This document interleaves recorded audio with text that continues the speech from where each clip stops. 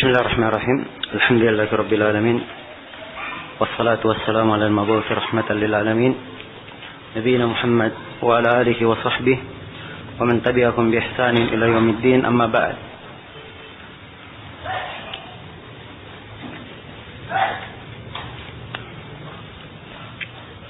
Ini majelis yang ke 34 dari penjelasan kitab syarah atau penjelasan kitab Ad-Durrarul Bahiyah fil Masail al-Fiqhiyah karya Al-Imam Asy-Syaukani rahimahullahu taala.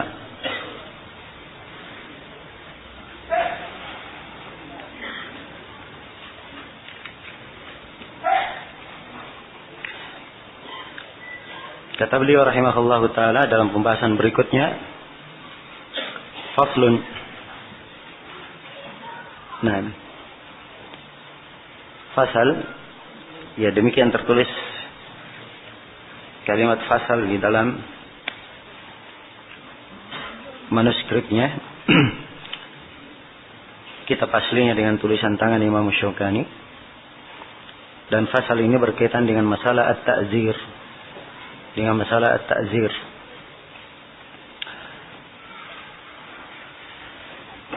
Dan ta'zir dia terkait dengan hukuman yang sifatnya pelajaran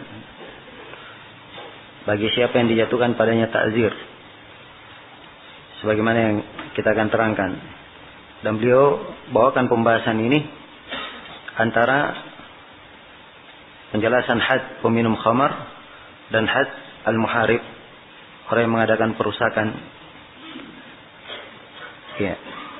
Jadi masih beliau bawakan di pembahasan hudud. Dan dimaklumi ta'zir dia berbeda dengan hudud. Tapi kelihatannya beliau bawakan tentang masalah ta'zir di sini karena terkait dengan masalah meminum khamar. Hukumnya yang dijatuhkan 40, dan kalau lebih daripada itu maka dia bisa dimasukkan ke dalam ta'zir. Karena terkait beliau sebutkan pembahasan, maka beliau terangkan tentang masalah ta'zir ini. Ini mungkin munasabahnya. Iya. Walaupun afdalnya pembahasan ta'zir ini diletakkan setelah pembahasan al-hudud. At-ta'zir secara bahasa adalah al-mana'. Adalah al-mana'. Ya, penahanan. Warad dan penolakan.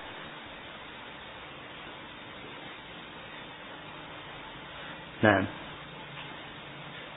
ini makna ta'zir secara bahasa. Dan secara istilah, ta'zir adalah uqubatun ghairu muqaddaratin syar'an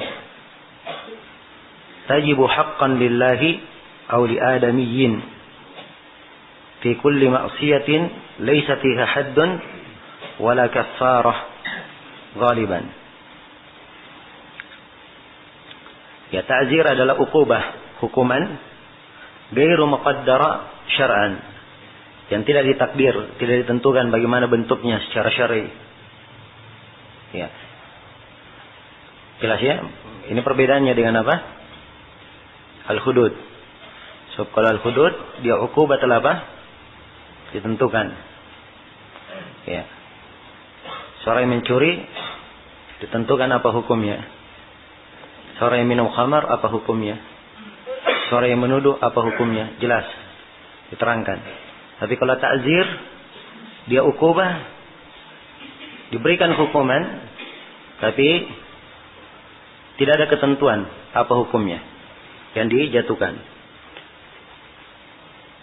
Tajibu haqqan lillah, hukumannya wajib karena hak Allah, oli adamiyin atau hak anak Adam. Ya.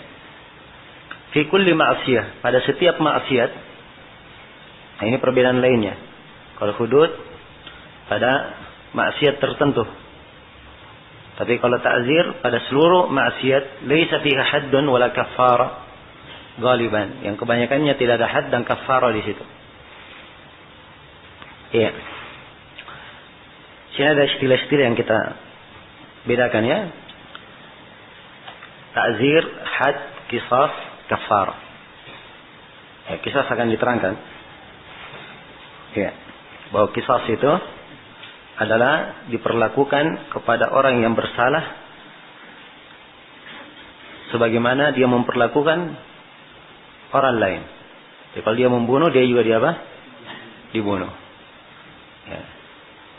Dia menghilangkan jari orang, maka dikisas dengan menghilangkan jarinya juga. Ini kisas.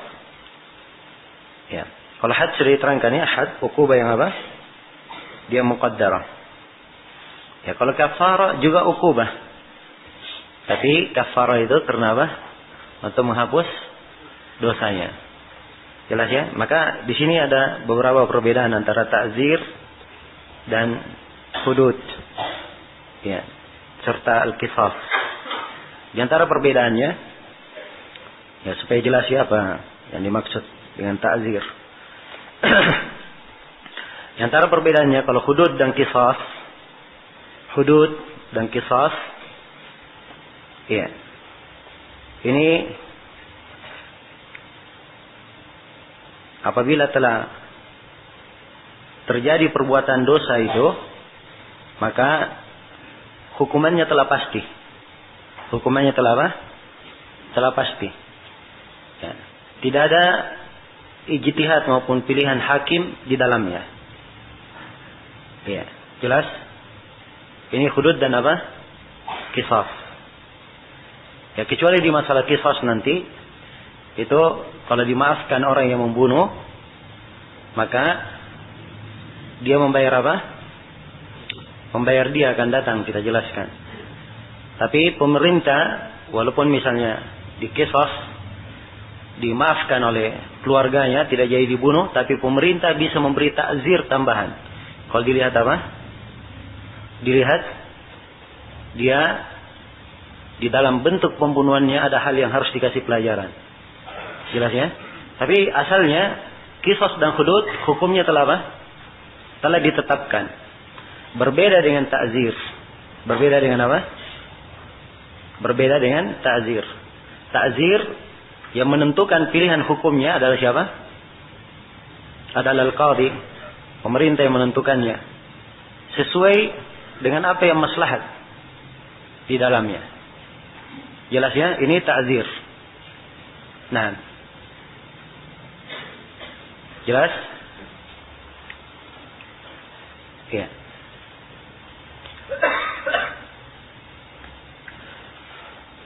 Baik.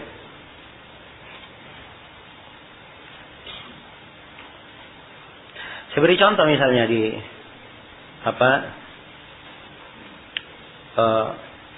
banyak dari negeri-negeri Islam atau di sebagian negeri Islam yang menerapkan tentang hukum bagi orang yang memakai narkoba. Ya. Ini dijatuhkan hukum ta'zir sampai dihukum mati. Jelas ya? Kalau dia menyelundupkan, memasukkan, maka dia masuk, bisa diberikan sanksi hukum mati. Dan ini peraturan di sebagian negara. Ya. Dan telah berlalu, ya, narkoba ini dia mirip dengan apa? Khamar. Tetapi dia dari sisi akibat lebih fatal daripada apa? Khamar. Khamar menghilangkan akal sementara. Kalau narkoba lebih daripada itu. Ya, lebih daripada itu akibatnya. Karena itu dijatuhkan hukum dengan hukum ta'zir sampai ke hukum mati bagi siapa yang yang menyebarkannya. Ya, ini dalam bentuk ta'zir adalah haknya al-qadhi dilihat kemaslahatan. Dilihat kemaslahatan di dalam hal ini. Jelas ya? Baik, kemudian perbedaan berikutnya, kalau hukum al-hudud, ya, al-hudud dan qisas, apabila telah ditegakkan terhadap pelaku, maka tidak ada maaf lagi di situ. Tidak ada maaf, tidak ada syafaat, dan tidak bisa digugurkan kecuali qisas nanti. Kalau dimaafkan oleh siapa? Oleh pemilik hak. Ya, kalau ta'zir, nah ini bisa untuk apa? Ada pemaafan di dalamnya dan bisa diberi syafaat kalau memang ada maslahat. Ya. Jelas ya? Kalau memang ada maslahatnya. Baik, ini perbedaan yang kedua. Perbedaan yang ketiga, di dalam menetapkan hudud dan qisas, ya, ada syarat-syarat. Ya. Ketentuannya dengan bayyin dan dengan apa?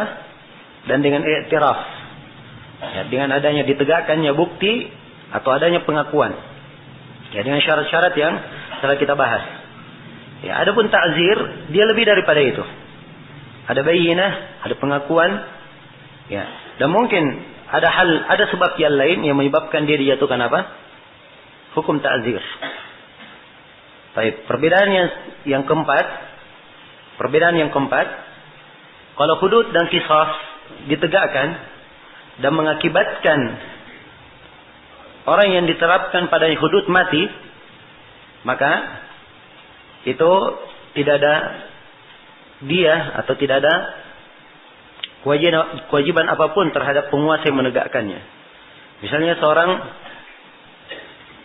pezina misalnya yang belum menikah dicambuk 100 kali. Setelah dicambuk dia mati.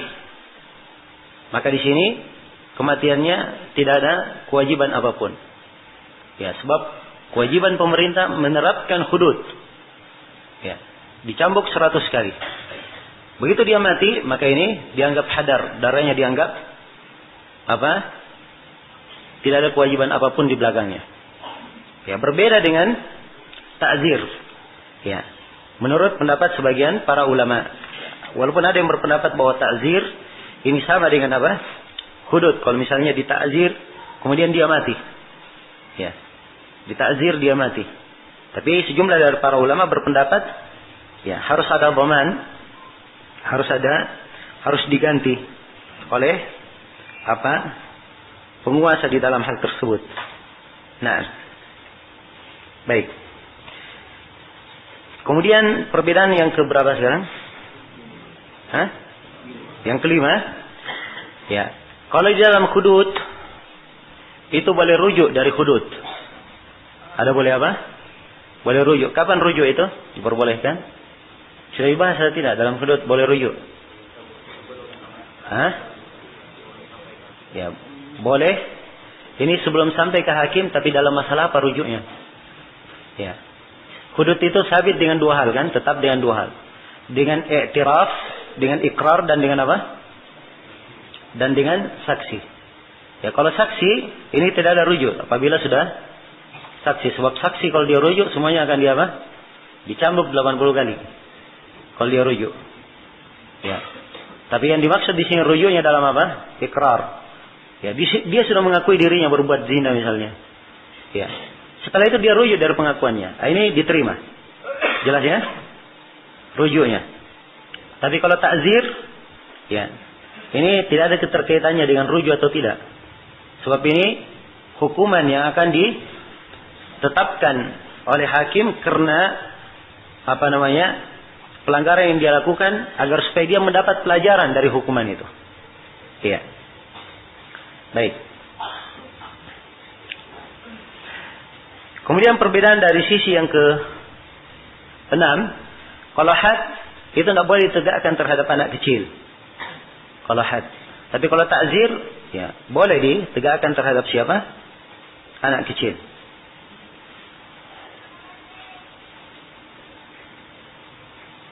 Nah, jadi itu secara global perbedaan antara al-hudud dan apa? At-ta'zir. Hudud, al-qisas, at-ta'zir. Baik.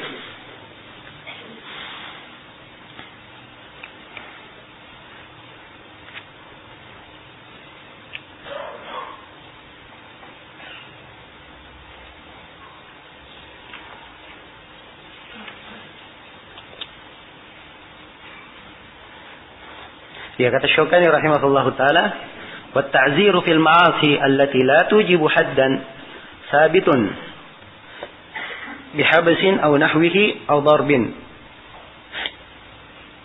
وَلَا يُجَاوِزُ 10 أصوات. Ya. Kata Syukani, ta'zir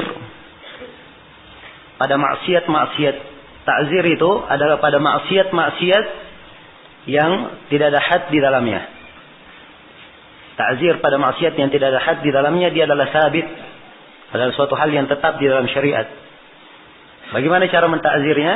Bihabasin, dengan dipenjara, au nahwihi, atau semisal dengan penjara, au darbin, atau dengan dipukul. Ya. Wala yajawizu asyarat atwab, dan tidak boleh melewati 10 kali cambuk, 10 kali cambukan. Nah, ini Asy-Syaukani rahimahullah, beliau di sini menetapkan sejumlah masail. Ya. Ada dua masalah yang beliau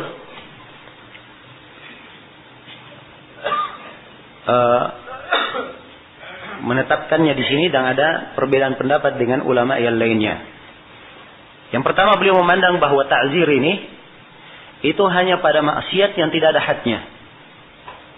Pada apa? Maksiat yang tidak ada hukum had. Jadi kalau dia sudah ditetapkan hukum had, maka tidak boleh ditambah lagi ta'zir di atasnya.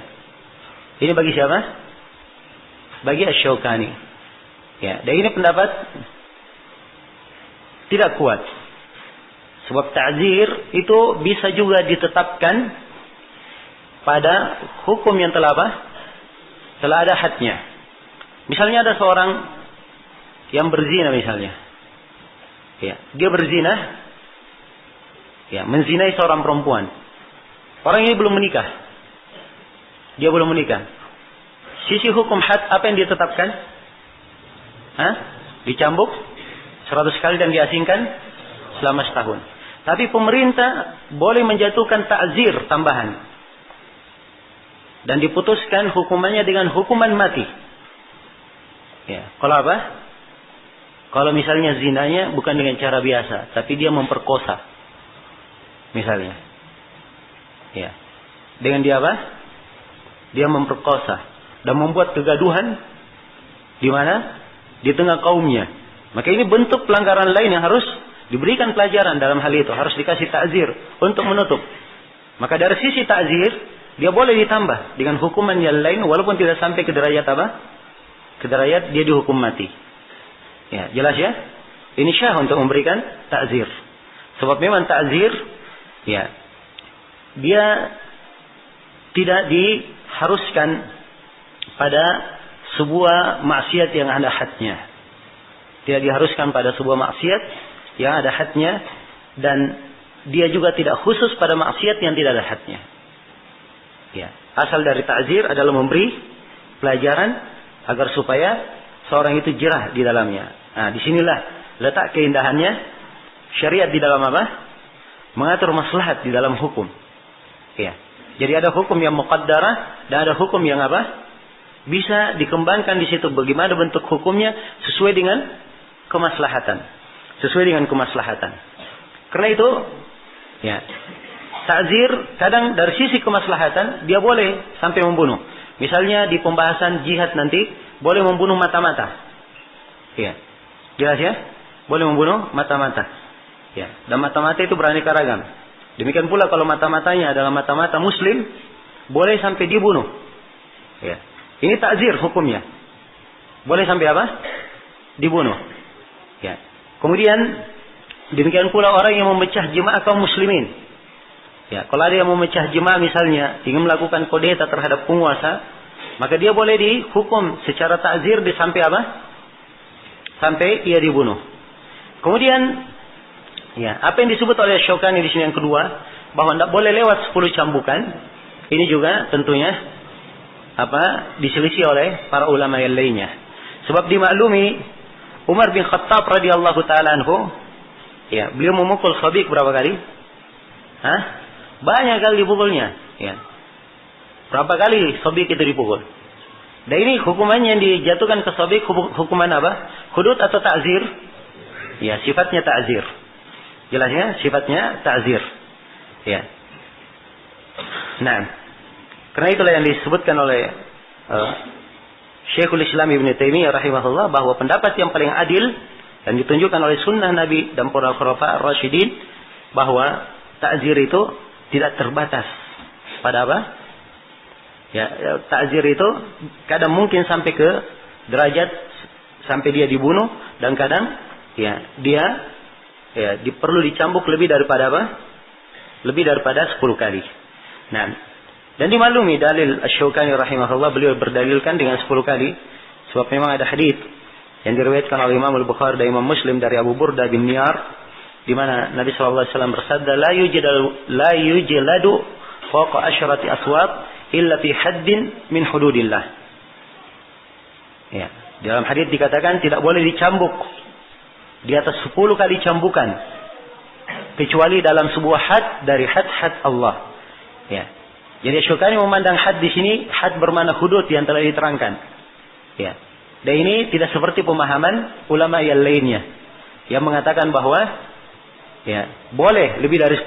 Sebab mereka katakan had di situ bukan artinya apa? Bukan artinya hudud yang dijelaskan, tapi pada sebuah ketentuan dari ketentuan Allah secara umum. Ya. Jelasnya boleh untuk dijatuhkan ta'zir. Baik.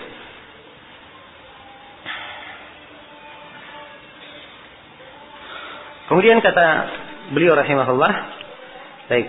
Jadi saya kembali kepada ucapan Asy-Syaukani, ya. Dan ta'zir adalah sabit, bihabsin, dengan cara dipenjara.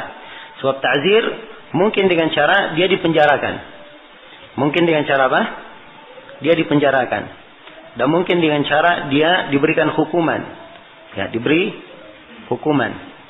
Nah, dan di sini beliau sebutkan fil ma'asi, di dalam maksiat-maksiat. Ya. Maksiat apa saja yang bentuknya dalam maksiat, maka dia boleh untuk dijatuhkan padanya hukum. Ya. Dan di dalam ta'zir ditegakkan hak Allah atau hak apa? Ya, hak hamba dalam ta'zir. Nah, contoh misalnya hal yang berkaitan dengan hak Allah. Ya. Ada yang berbuka dengan sengaja di bulan Ramadan. Ya. Maka ini boleh untuk dijatuhkan hukum ta'zir. Ya. Dia apa? Dipenjarakan misalnya, atau dia dicambuk misalnya. Ya, sebab ini perlu diberi pendidikan. Perlu diberi pelajaran. Orang sedang berpuasa, dia pergi apa? Berbuka sengaja di bulan Ramadan. Ya, jelas ya? Nah, ini contoh ya dari hak Allah. Ya, contoh dari hak makhluk yang diberi ta'zir. Yang contohnya misalnya kalau ada orang yang dia mencium istri orang lain. Ya. Maka ini dia harus dikasih ta'zir. Jelas ya? Harus dikasih apa? Dikasih ta'zir. Ini penjagaan terhadap hak makhluk. Nah, baik, ini diantara contoh ta'zir. Ta'zir itu sebagaimana yang saya sebutkan, kadang boleh sampai tahapan dia dibunuh. Ya. Boleh dengan dia dipenjara. Boleh dengan dia dicambuk. Ya. Boleh ta'zir pula dengan harta. Ya, apakah hartanya dia membayar denda harta, atau dia diambil hartanya, atau dia diambil apa? Diambil hartanya. Nah, dan ini dari hal-hal yang luas di dalam pembahasan ta'zir. Ya, karena memang dia adalah pembahasan yang luas dan kaitannya secara umum, secara siasah syariah, maka ini tentunya dipertimbangkan oleh pemerintah. Ya, secara khusus di bagian peradilan mereka. Nah, jelas sampai sini ya? Baik. Ya, dan dimaklumi ya, jenis-jenis kriminal itu berkembang. Ya, cara-caranya beraneka ragam. Ya. Maka disinilah pentingnya had ta'zir ini, sehingga membuat orang itu jera dan tidak berani melakukan apa? Ya, tidak berani melakukan perbuatan yang bisa merugikan orang lain. Ya. Baik. Kemudian kata Syaukani rahimahullah, beliau menjelaskan pembahasan berikutnya. Kata beliau, bab haddil muharib. Ya. Bab had muharib. Muharib adalah orang yang merusak. Ya, atau orang yang memerangi. Ya. Dan tentang muharib ini penjelasannya di dalam Al-Quran. Karena itu Syaukani berkata, wa huwa ahadu al-anwa'il madhkurati fil Quran. Ya, hadnya adalah dengan salah satu perkara yang disebut di dalam Al-Quran. Al-qatlu, apakah dia dibunuh? Ya, awis salbu, atau dia disalib. Au qat'ul yadi war rijl min khilaf, atau dipotong tangan dan kakinya secara bersilang. Awin nafyu minal ard, atau dia diasingkan dari muka bumi. Ya. Ini jenis dari hukuman dipilih. Dan hukuman ini diterangkan di dalam Al-Quran. Allah Subhanahu wa ta'ala berfirman, ayatnya di surah Al-Maidah,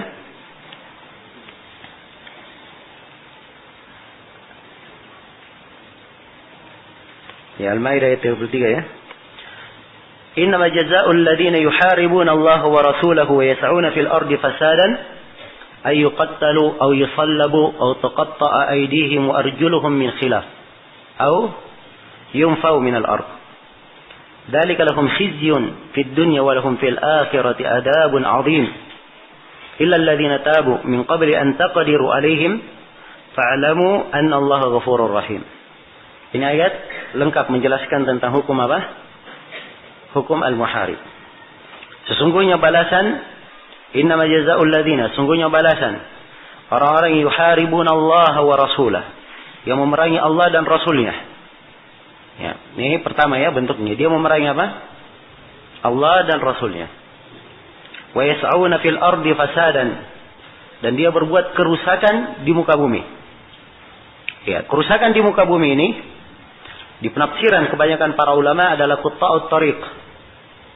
Orang yang apa? Merampok di jalan. Iya. Orang yang merampok di mana? Di jalan.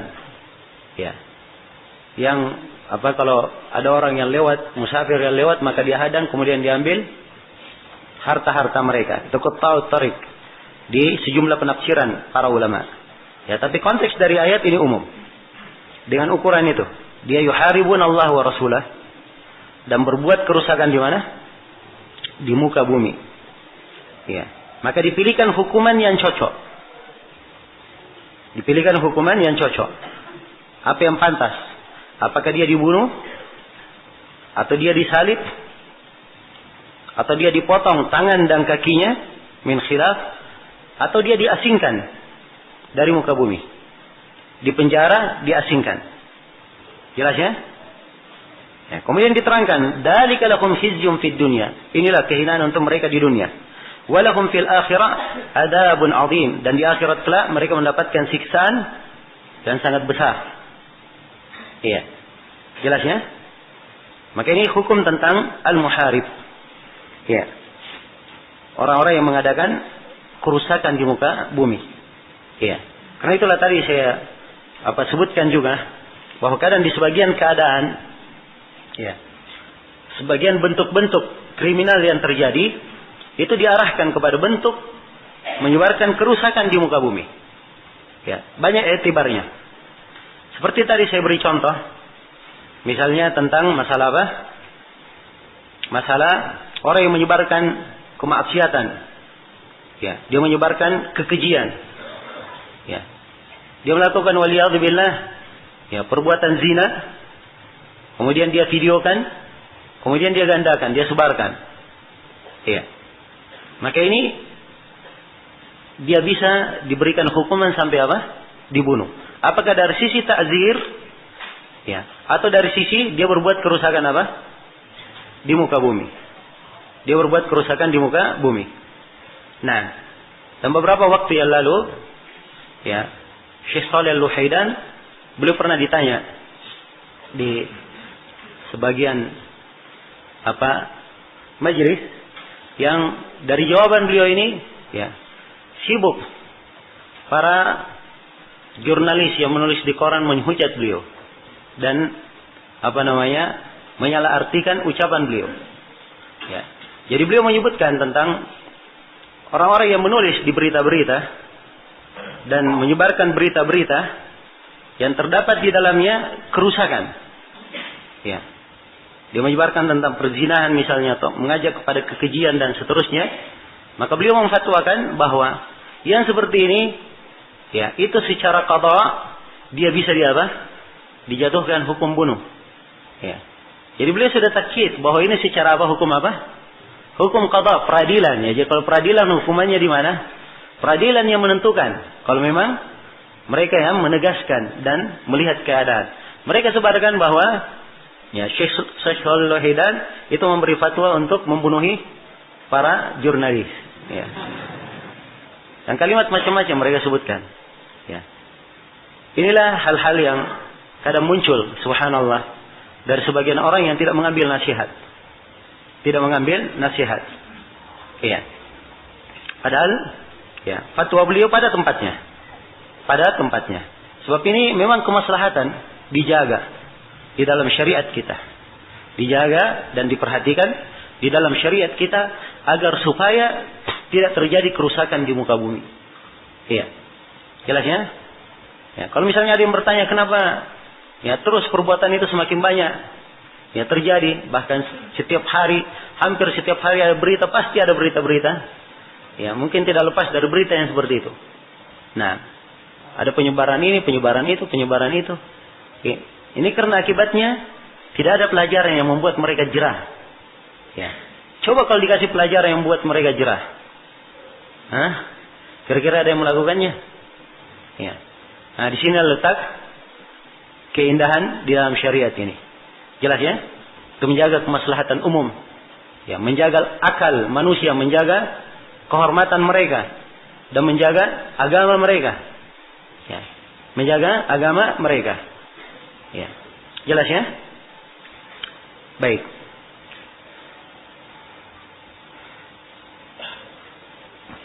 Kemudian kata Syaukani rahimahullah, jadi dilihat untuknya salah satu dari hukum-hukum yang disebut. Apakah dia dibunuh, disalib, atau dia dipotong tangan dan kakinya, atau diasingkan dari muka bumi.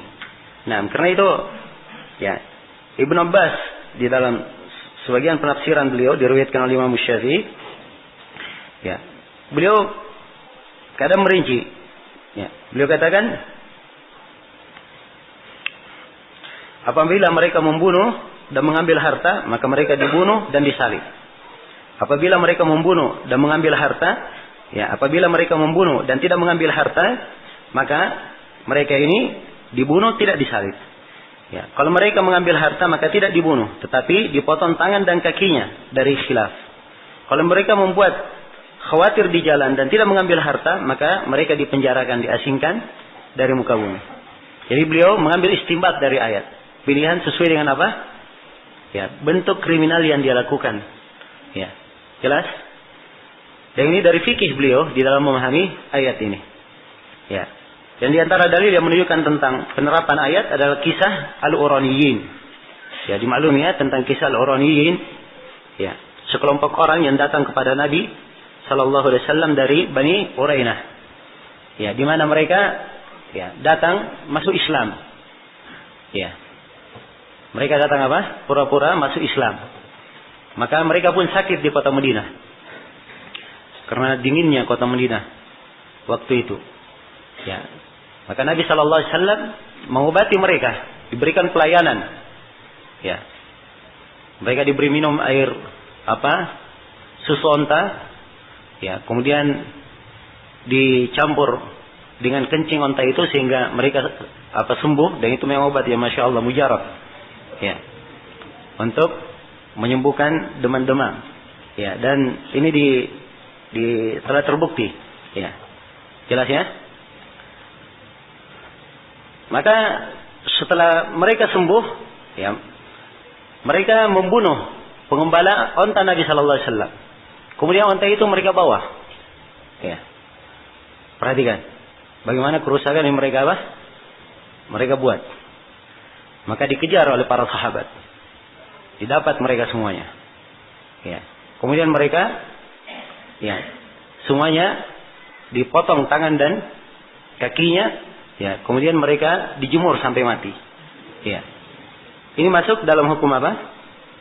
Hukum ini sebab yuharibunallaha wa rasulahu wa yas'auna fil ardi fasada, dua sekaligus. Yang memerangi Allah dan Rasulnya dan berbuat kerusakan apa? Di muka bumi. Karena itu berlapis. Ya, hukum yang dikenakan terhadap mereka. Sudah disalib, dipotong tangan dan kakinya, kemudian apa? Juga dibunuh. Iya. Baik. Ini hukum ta'zir. Apa hukum terhadap had al-muharib? Kemudian kata beliau rahimahullah, wa yaf'alul imamu minha ma ra'a fihi salahan. Kata Syaukani, dan seorang pemimpin, seorang imam, ya. Ini perhatikan ya bahasanya di dalam pembahasan hudud. Terus imam yang apa? Menegakkan hukum. Ya, sebab ini tidak ada di dalam bentuk peradilan kita apa yang dikenal dengan main hakim sendiri. Ya, ada pencuri dapat, ya sudah diadili sampai mati. Ya. Ini tidak ada zalim terhadap pencuri tersebut. Pencuri paling tinggi hukumannya dia apa? Dipotong tangannya. Kalaupun ada diberikan takzir, maka itu tentunya karena suatu hal dan suatu hal yang lainnya. Ini bahkan kadang, ya subhanallah, sebagian masyarakat kita ada orang yang belum jelas mencuri, sudah dihakimi sampai mati. Ya. Dan ini banyak sekali kasus yang telah berulang. Ini akibatnya karena apa? Ya, tidak memahami sebenarnya apa yang dimaksud dengan kemaslahatan. Ya, apa yang dimaksud dengan kemaslahatan. Baik. Jadi, ya, ini penentuan hukum ini semuanya di tangan pemerintah atau di peradilan. Diterapkannya. Iya. Kemudian kata beliau, iya.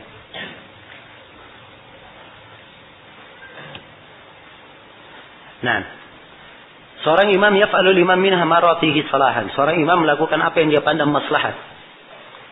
Likulli man qata'a tariqan, pada setiap orang yang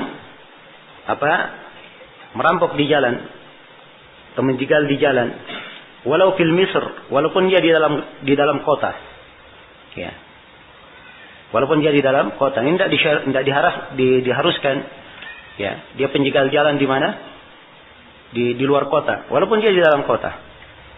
Idza kana qad sa'a fil ardi fasadan, sebab dia telah melakukan kerusakan di muka bumi, ya, telah berbuat kerusakan di muka bumi. Nah, kemudian kata beliau, fa in taba, ini pembahasan yang ketiga, kalau dia bertobat sebelum apa? Ditangkap. Fa in taba qabla al-qudrati alaihi saqata anhu dalik. Kalau dia bertobat sebelum dia ditangkap, maka telah apa? Gugur hati ini terhadapnya. Ya, sebab di kelanjutan ayat yang saya baca tadi, di ayat Al-Qur'an tentang al-muharibin ini, ya, setelah disebutkan hukum, maka Allah Subhanahu wa taala berfirman, ya, illa alladziina tabu min qabli an taqdiru alaihim, kecuali orang-orang yang bertobat sebelum kamu menahan mereka. Fa'lamu anna Allaha ghafurur rahim, ketahuilah Allah Maha Pengampun lagi Maha Penyayang. Disebutkan dua nama Allah, Maha Pengampun lagi Maha Penyayang. Ini menunjukkan bahwa hukuman dia digugurkan. Kalau hukuman tidak digugurkan, maka tidak ada faedah disebutkan nama Maha Pengampun lagi Maha Penyayang. Ya, dan dimaklumi ya bahwa penggunaan nama-nama Allah dalam setiap ayat, di akhir dari ayat yang disebutkan nama Allah ini Ar-Rahman Ar-Rahim, misalnya Al-Ghafurur Rahim, Al-Aziz, Al-Hakim, ini semuanya punya keterkaitan dengan ayat. Ya, keterkaitan dengan ayat. Jelas ya? Karena itu di kisah yang ma'ruf, ya, seorang Arabi ya pernah mendengar ada orang yang membaca ayat. Ya, was-sariqu was-sariqatu faqata'u aydiyahuma. Ya.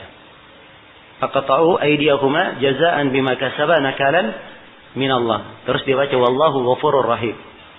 Ya. Arabi langsung berkata, kamu salah. Ya, membaca Al-Qur'an itu. Ya, ayatnya kamu salah membacanya. Padahal dia tidak hafal ayat itu. Ya. Dia langsung berkata, kamu salah. Ya. Coba kamu perhatikan lagi ayat yang kamu baca. Maka orang ini dia kira dirinya sudah benar, dia buka, oh ya memang ternyata dia salah. Ya. Dia luruskan bacanya, yang salahnya di belakang. Ya. Dia tadinya baca wallahu ghafurur rahim. Ya. Di akhirnya dia luruskan wallahu azizun hakim. Nah, kata Arabi sekarang baru benar. Ya. Dia aziz, ya, punya keagungan, karena itu dijatuhkan hukum potong tangan. Hakim, ya, hukumnya adalah penuh dengan kebijaksanaan. Itu baru cocok.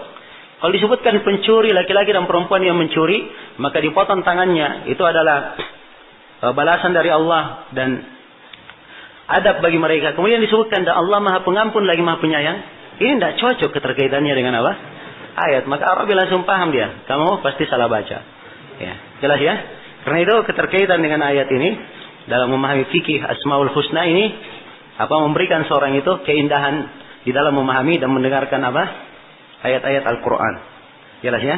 Sama di sini ketika disebutkan innallaha ghafurur rahim, berarti ini orang yang ditangkap atau orang yang bertobat sebelum dia ditangkap itu dia apa? Dimaafkan. Karena itu fikih yang disebutkan di sana oleh para ulama, kalau dia bertobat sebelum ditangkap, maka gugur kewajiban had terhadapnya, gugur hukum had terhadapnya. Baik. Kemudian kata Syaukani rahimahullah dalam bab berikutnya, babu man yastahiqqul qatla haddan. Ya, bab siapa yang berhak untuk dibunuh secara had. Iya, di sini beliau mengkhususkan bab ini seakan-akan beliau memberikan kesimpulan. Memberikan apa? Memberikan kesimpulan terhadap pembahasan-pembahasan yang telah lalu dan melengkapi pembahasan di dalam masalah al-hudud ini. Ya, rincian golongan orang yang dibunuh secara had. Beliau berkata huwal harbiyyu wal murtaddu was sahir wal kahinu was sabbu lillahi aw li rasulihi sallallahu alaihi wasallam أو للإسلام أو للكتاب أو للسنة والطائن في الدين والزنديق بعد استتابتهم والزاني المحصن واللوطي مطلقا والمحارب. Ini 10 orang disebutkan di sini yang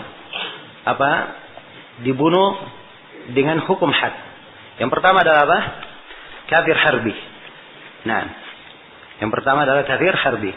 Nah, telah berlalu firman Allah, innama jazaa'ul ladzina yuharibuna Allah wa rasulahu wa yas'una fil ardi fasadan ay yuqattalu. Jelas ya? Ada kalimat yuqattalu. Sungguhnya balasan orang yang memerangi Allah dan Rasulnya. Dan kafir masuk di dalamnya, kafir harbi masuk di dalamnya yang paling pertama. Ya, kafir dalam Islam ada terbagi berapa? Terbagi 4. Ya, akan kita terangkan di Kitabul Jihad. Dan di sini yang diinginkan adalah kafir harbi. Ya. Kafir harbi ini mereka boleh untuk dibunuh. Ini yang pertama. Sekiranya jelas ya, kafir harbi. Kemudian berikutnya ya, adalah orang yang murtad. Kata Syaukani rahimahullah, wal murtad. Ya, orang yang murtad.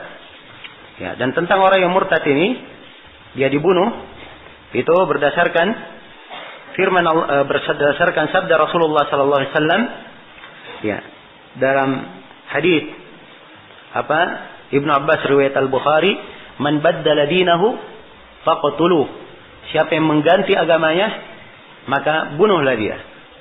Siapa yang mengganti agamanya, maka bunuhlah dia.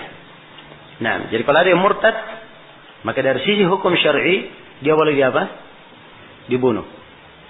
Nah, ya. Ingat ya, saya sebutkan di sini hukum had. Yang membunuh siapa? Ini urusan pengadilan. Ya. Yang ada yang murtad dia pergi bunuhi. Ya. Jelas ya? Baik. Ini akan datang nanti di masalah qisas.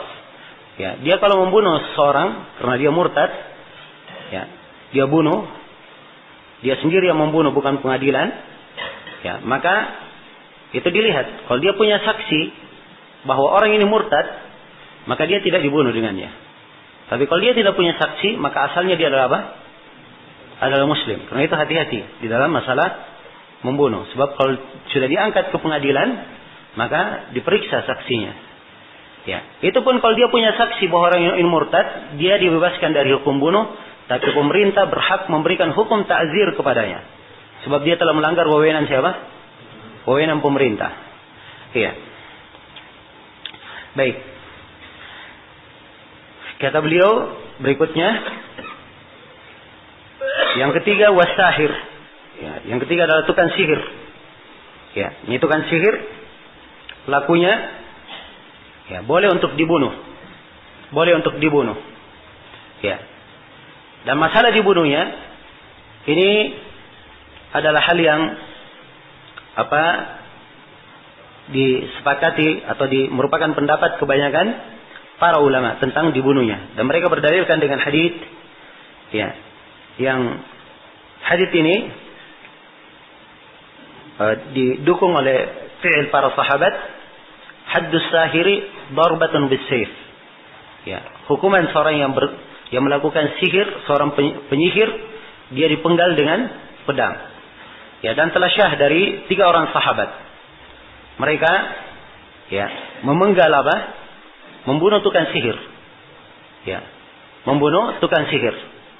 Dan apa yang mereka lakukan ini? Kalaupun mereka bunuh seperti yang saya terangkan tadi, maka mereka ini apakah punya wilayah kekuasaan atau telah diizinkan oleh penguasa untuk melakukannya. Jelas ya? Baik, ini tukang sihir, as-sahir. Berikutnya adalah al-kahin, itu kan ramal. Nah, ya al-kahin atau yang melakukan kahana, ya, dan dia adalah bentuk dari kekufuran, juga masuk di dalam perdukunan, ya, kahin juga perdukunan. Ini dari bentuk kekufuran, dan Nabi SAW telah bersabda, ya, di dalam hadits yang diriwayatkan oleh Abu Dawud, Ahmad dan selainnya, ya, beliau menyatakan, man ata kahinan aw arrafan faqad kafara bima unzila ala Muhammad sallallahu alaihi wasallam. Siapa yang mendatangi seorang kahin, ya, seorang dukun atau arrafan atau seorang peramal, maka dia telah kafir, ya, terhadap apa yang diturunkan kepada Nabi Muhammad sallallahu alaihi wasallam. Baik. Ini jelas ya. Kemudian berikutnya wasabulillahi, orang yang mencelah Allah, Rasulnya, Islam, ya, atau Al-Quran dan As-Sunnah. Dia ada mencelah hal ini, salah satu dari hal ini, maka ini telah menyebabkan dia kafir, keluar dari Islam. Ya, dan dimaklumi ya, ini hukum di dalam masalah orang-orang yang murtad, orang-orang yang batal keislamannya. Orang yang seperti ini boleh dijatuhkan hukum mati kepadanya, ya, secara takzir, ya, maupun di sini Syukani menyebutkan secara had, ya, secara had, dan beliau menyebutkan hadis di sini yang menunjukkan bahwa dia adalah had, dihukumi sebagai had, ya, namun hadis-hadis yang beliau sebutkan, ya, ini perlu dilihat kembali dari sisi keabsahan sanadnya, tetapi tentang membunuh orang-orang yang mencelah Nabi Sallallahu Alaihi Wasallam, ya, dan seterusnya, ini dari hal yang tidak ada silang pendapat di kalangan para ulama. Baik. Kemudian berikutnya yang keenam ya, tentang orang yang menjelekkan agama, at-ta'in fid din. Orang yang menjelekkan agama, mencerca agama. Ya. Orang yang mencerca agama. Nah, ini juga boleh diperlakukan. Ini juga termasuk yang disebut orang yang berhak untuk dibunuh secara had. Ya, kemudian berikutnya wazindiq. Apabila telah diminta taubat, zindiq ini munafik. Yaitu bahasa lain dari apa? Munafikin, orang yang menampilkan Islam tapi menyembunyikan apa? Ya, kekufuran. Dan ini para zindiq. Nah. Iya. Dan berbeda pendapat para ulama. Apakah zindiq ini, ya, apakah zindiq ini dimintai taubat sebelumnya atau tidak? Ya. Apa dimintai taubat sebelumnya atau tidak? Jelas? Sebab para zindiq ini gangguannya terhadap umat Islam itu kadang lebih berbahaya daripada gangguan orang-orang kafir. Ya, jelas ya? Kadang bahaya mereka lebih bahaya daripada Yahudi dan Nasara. Ya, sebab mereka memakai pakaian apa?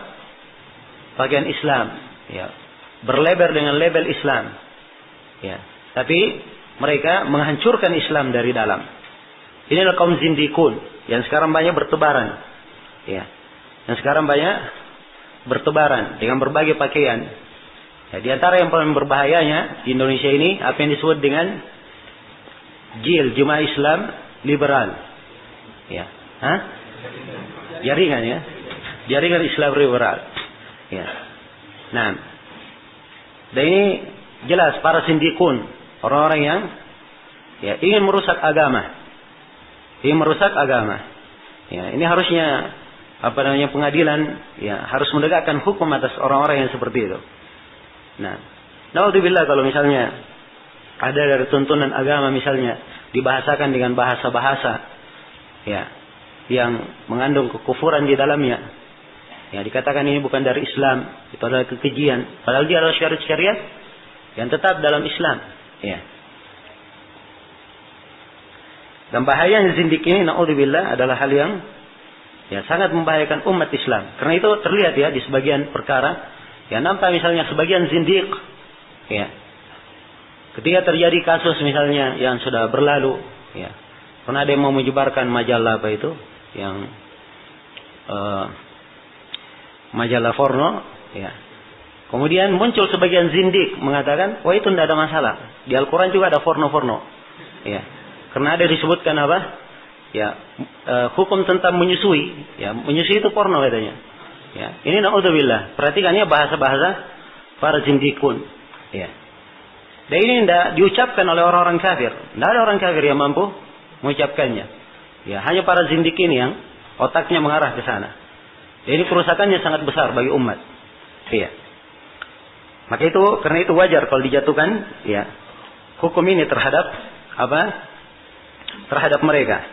Sebab zindik ini lebih fatal daripada orang yang murtad dari sisi apa? Ya, perbuatan dan tingkah laku yang mereka tampilkan. Nah, kemudian berikutnya adalah orang yang berzina dalam keadaan dia muhsan. Orang yang berzina dalam keadaan dia muhsan. Dan ini telah kita terangkan, ya. Dalam keadaan muhsan artinya dia sudah apa? Sudah menikah. Ya. Dan telah kita sebutkan syarat dari muhsan itu, ya, ada 3 sebagaimana yang telah berlalu. Kemudian waluti mutlaqan. Ya.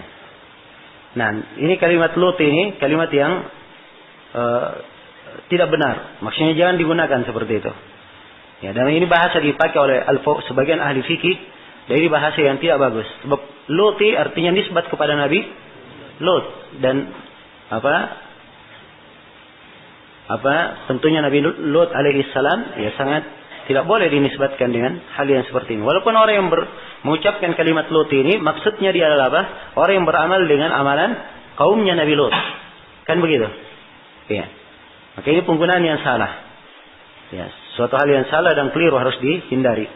Jadi pelaku homoseks ini telah berlalu bahwa dia boleh untuk dia apa? Dibunuh secara had. Kemudian yang ke-10 adalah al-muharib. Yang ke-10 adalah al-muharib. Baik, ini disebutkan oleh Syaukani rahimahullah dan beliau memandang semuanya dibunuh secara had.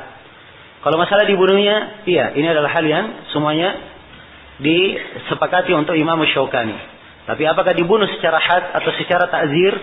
Ini tentunya mengandung kemungkinan ini dan itu.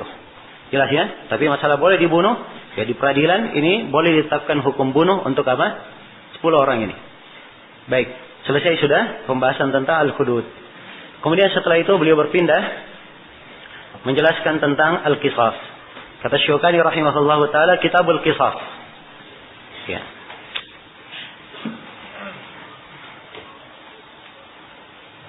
Kitab tentang apa? Al-Qisas. Ya.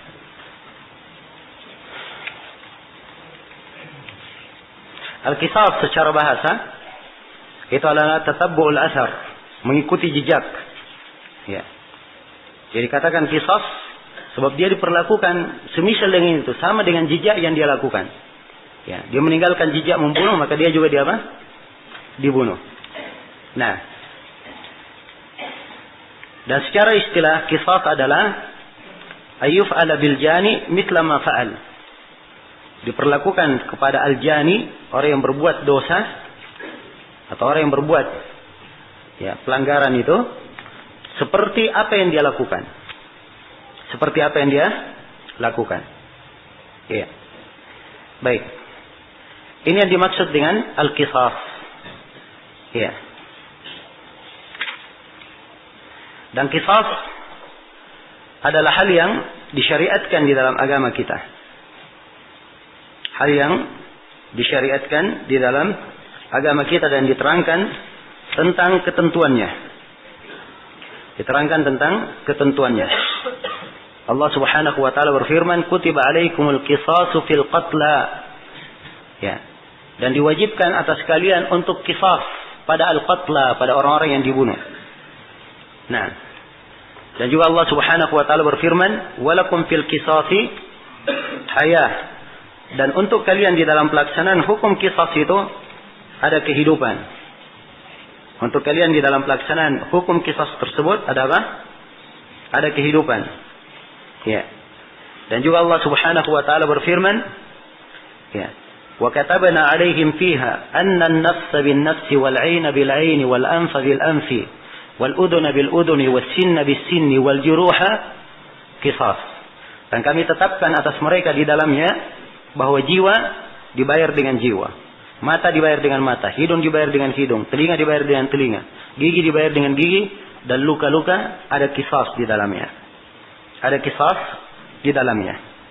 Nah, ya.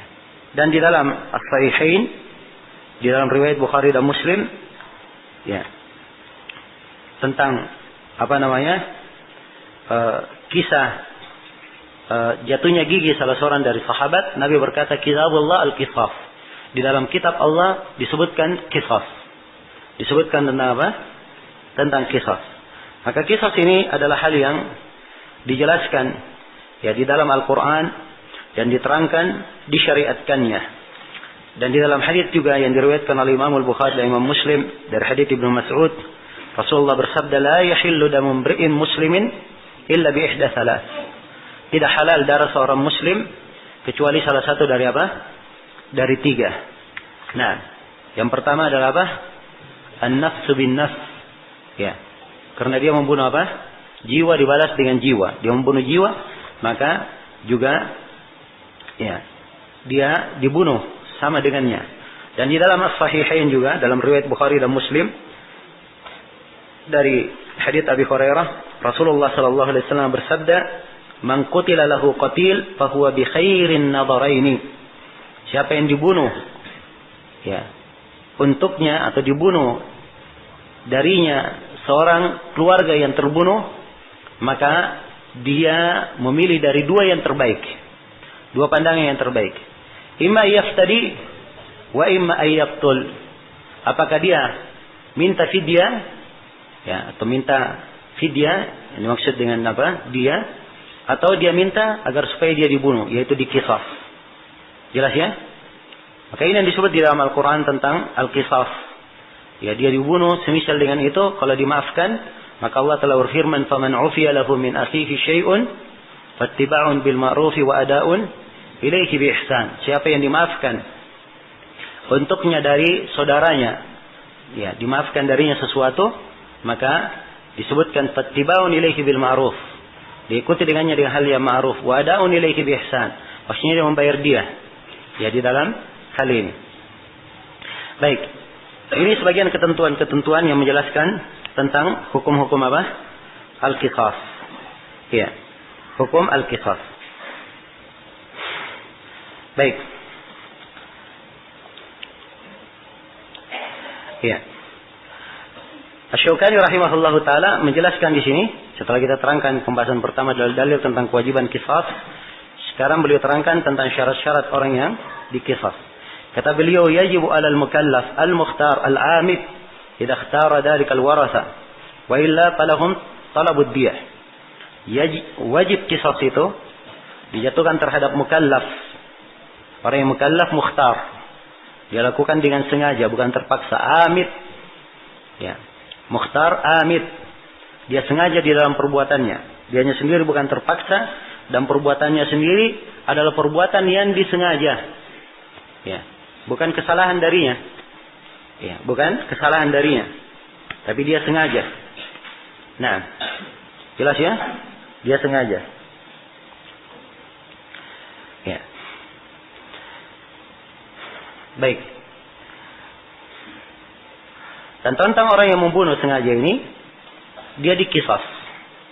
Ya. Dan penjelasan qisasnya, ya. Penjelasan qisas bagi orang yang membunuh, ya. Yajib 'alal mukallaf idza ikhtara dzalika al-waratha wa illa falahum talabud diyah. Apabila warasanya meminta, maka di sini yang dibahas adalah apa? Qisas dalam membunuh. Sebab kalau yang dipotong yang pada anggota tubuh, pada badan, ini akan disebutkan oleh Syaukani penjelasannya. Jadi sini beliau menyinggung tentang orang yang dibunuh. Ya. Tentang orang yang dibunuh. Ya, sebelum saya terangkan, harus diketahui ya bahwa ya, dalam pembunuhan itu terkait dengan 3 hak. Terkait dengan apa? 3 hak. Ada hak Allah di dalamnya. Ya. Ada hak orang yang terbunuh. tidak ada hak keluarga yang dibunuh. Jadi terkait dengan apa? 3 hak. Hak Allah itu bisa gugur kalau dia apa? Bertobat kepada Allah. Jelas? Bertobat kepada Allah. Nah, adapun hak keluarga yang dibunuh, maka itu bisa gugur dengan cara dia dikisas atau dia membayar dia atau dia dimaafkan. Ya, atau dia dikisas atau dia membayar dia. Nah, adapun hak orang yang dibunuh, maka ini adalah antara dia dan antaranya pada hari kiamat. Dan kalau dia jujur dalam tobatnya, maka Allah akan membantunya menyelesaikan masalahnya pada hari kiamat. Jelas ya? Ya. Kemudian membunuh itu sendiri di kalangan kebanyakan para ulama, ini kita berpendapat menyebut di kalangan apa? Kebanyakan para ulama bahwa membunuh itu terbagi 3. Ada membunuh dengan sengaja, ada membunuh mirip dengan sengaja, dan ada membunuh tidak sengaja atau apa? Ya, membunuh karena kesalahan. Ya, dia salah. Ya, kalau dibahasakan tidak sengaja itu lebih bagus ya. Dia membunuh tidak sengaja.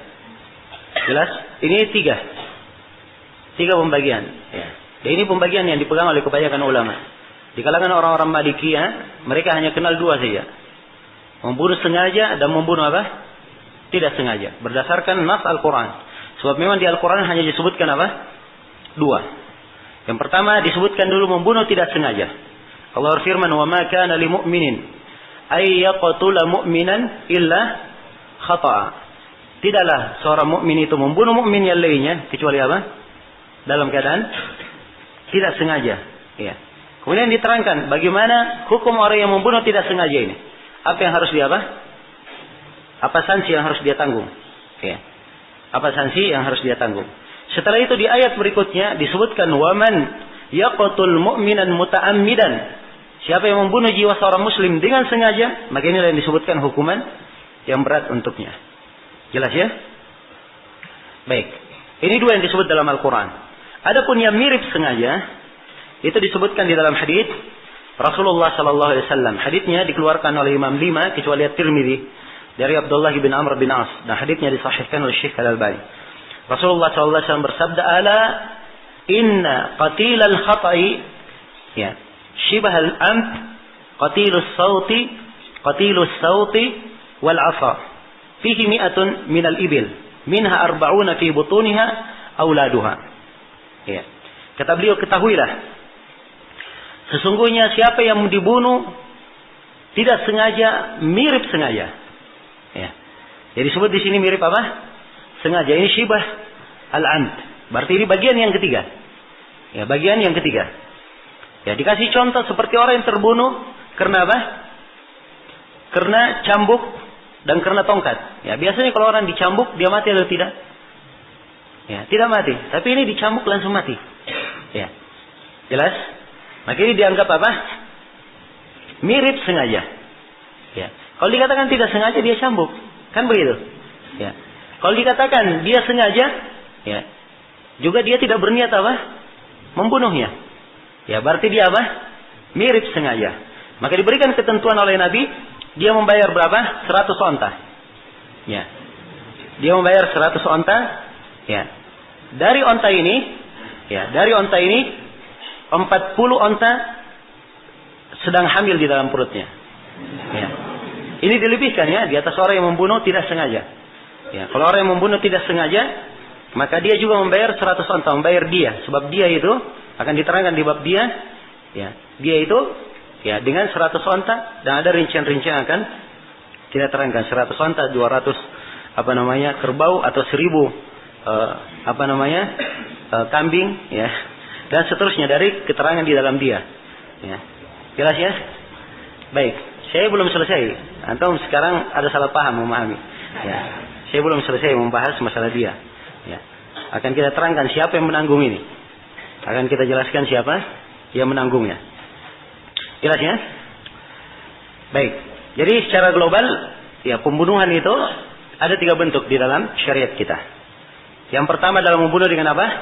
Sengaja. Yang kedua, mirip sengaja. Yang ketiga, tidak sengaja. Jelas. Baik, sekarang kita mulai yang pertama. Membunuh dengan apa? Sengaja. Ya. Orang yang membunuh secara sengaja itu dalam istilah para fuqaha, orang yang membunuh jiwa yang maksum. Ya. Dia membunuhnya dengan sengaja. Membunuhnya dengan sengaja, dengan alat yang dugaan besarnya dia akan mati dengan alat tersebut. Ya, jelas ya, itu definisinya. Ya, maka dari definisi ini nampak bahwa membunuh dengan sengaja itu dianggap dia membunuh dengan sengaja itu kalau terpenuhi beberapa syarat. Syarat yang pertama, ada maksud dari si pembunuh untuk membunuh. Itu syarat yang pertama, ada maksud dari si pembunuh. Kemudian syarat yang kedua, orang yang dibunuh itu adalah siapa?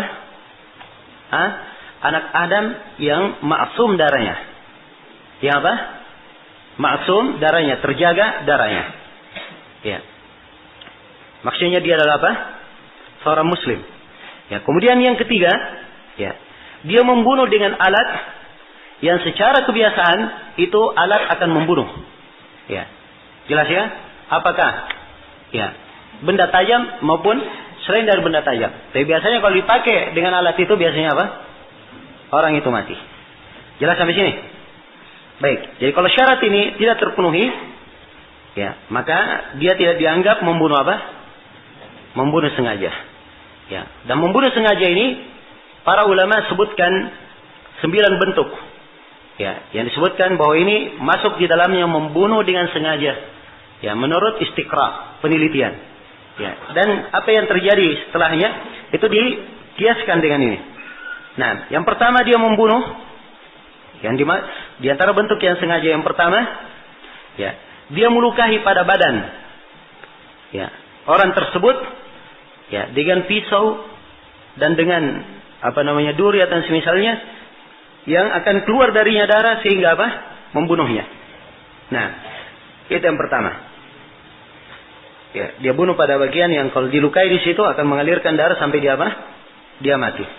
Kemudian yang kedua, di antara membunuh sengaja, dia memukulnya atau membunuhnya dengan pembunuh yang berat. Ya, dengan barang berat seperti batu besar, ya, atau semisal dengannya. Ya, jelas, ini orang dia lemparkan batu besar di atas kepalanya. Ya. Ini sengaja atau tidak? Ya. Ini jelas sengaja ya. Tidak mungkin batu. Ya. Tapi kalau dia lempar batu kecil, ini sengaja atau tidak sengaja? Ya. Ini mirip sengaja. Akan datang ya. Dia mirip sengaja. Ya, baik.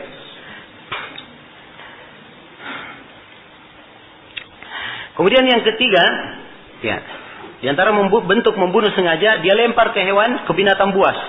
Ya, misalnya dia lempar di depan singa, ya, atau dia dijatuhkan di tengah ular kobra, ya misalnya. Maka ini jelas dia membunuh dengan apa? Sengaja. Ya. Kemudian yang keempat, ya, dia melemparkannya ke dalam api, ya, atau ke dalam air yang menyebabkan dia ini tenggelam dan tidak mungkin dia lepas darinya. Kemudian yang kelima, dia ikat dengan tali, ya, dia ikat dengan tali pada lehernya, ya, atau tutup mulutnya dan hidungnya sehingga dia tidak bisa bernapas dan akhirnya dia mati. Kemudian yang keenam, dia dipenjara atau ditahan dari makan dan minum. Ya. Pada jumlah hari yang biasanya orang mati kalau tidak diberi makan dan diberi minum pada jumlah hari tersebut. Nah, kemudian yang ketujuh, ya, kalau dia membunuh orang dengan cara menyihirnya, ya, dengan sihir yang bisa membunuh, maka ini dianggap membunuh sengaja. Kemudian yang kedelapan, dia diberi minum apa? Racun. Ya. Atau dicampur pada makannya racun. Dan orang tersebut memakannya dalam keadaan tidak tahu bahwa itu ada racun. Ya. Kemudian yang kesembilan,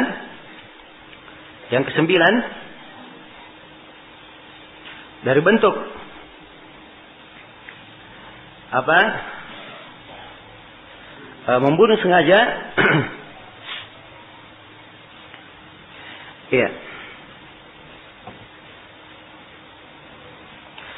dari bentuk membunuh sengaja ada beberapa orang saksi.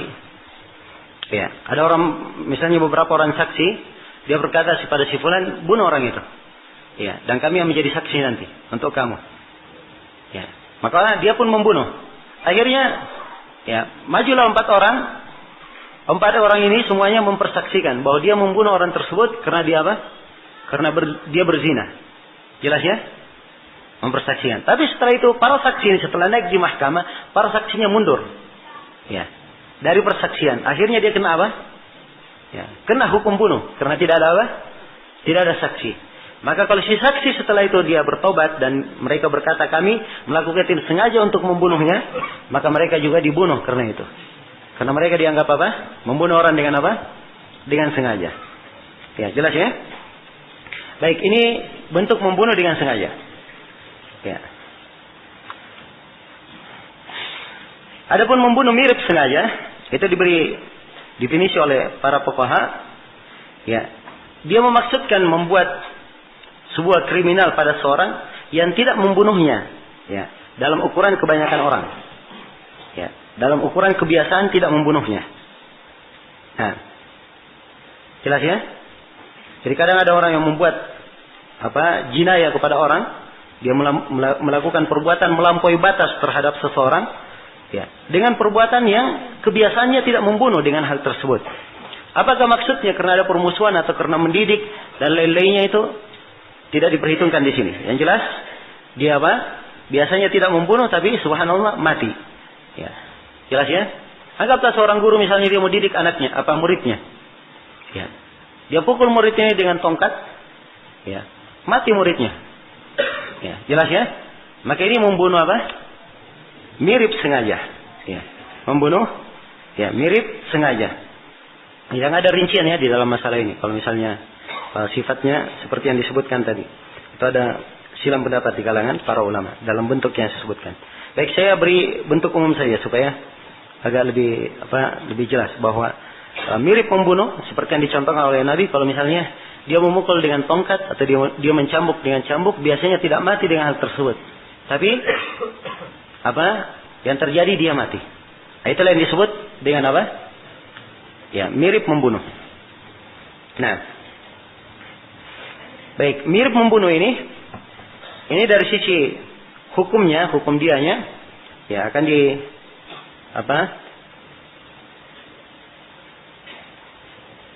ya, akan dijelaskan oleh Syukani insyaallah masalah dia. Mungkin kita akan terangkan di situ. Baik, sekarang kita pindah pada yang ketiga. Membunuh dengan apa? Tidak sengaja. Membunuh tidak sengaja.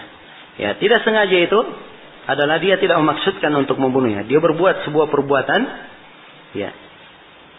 Dia membidik, ya, misalnya hewan buruan atau sasaran, tapi ternyata yang terkena adalah apa?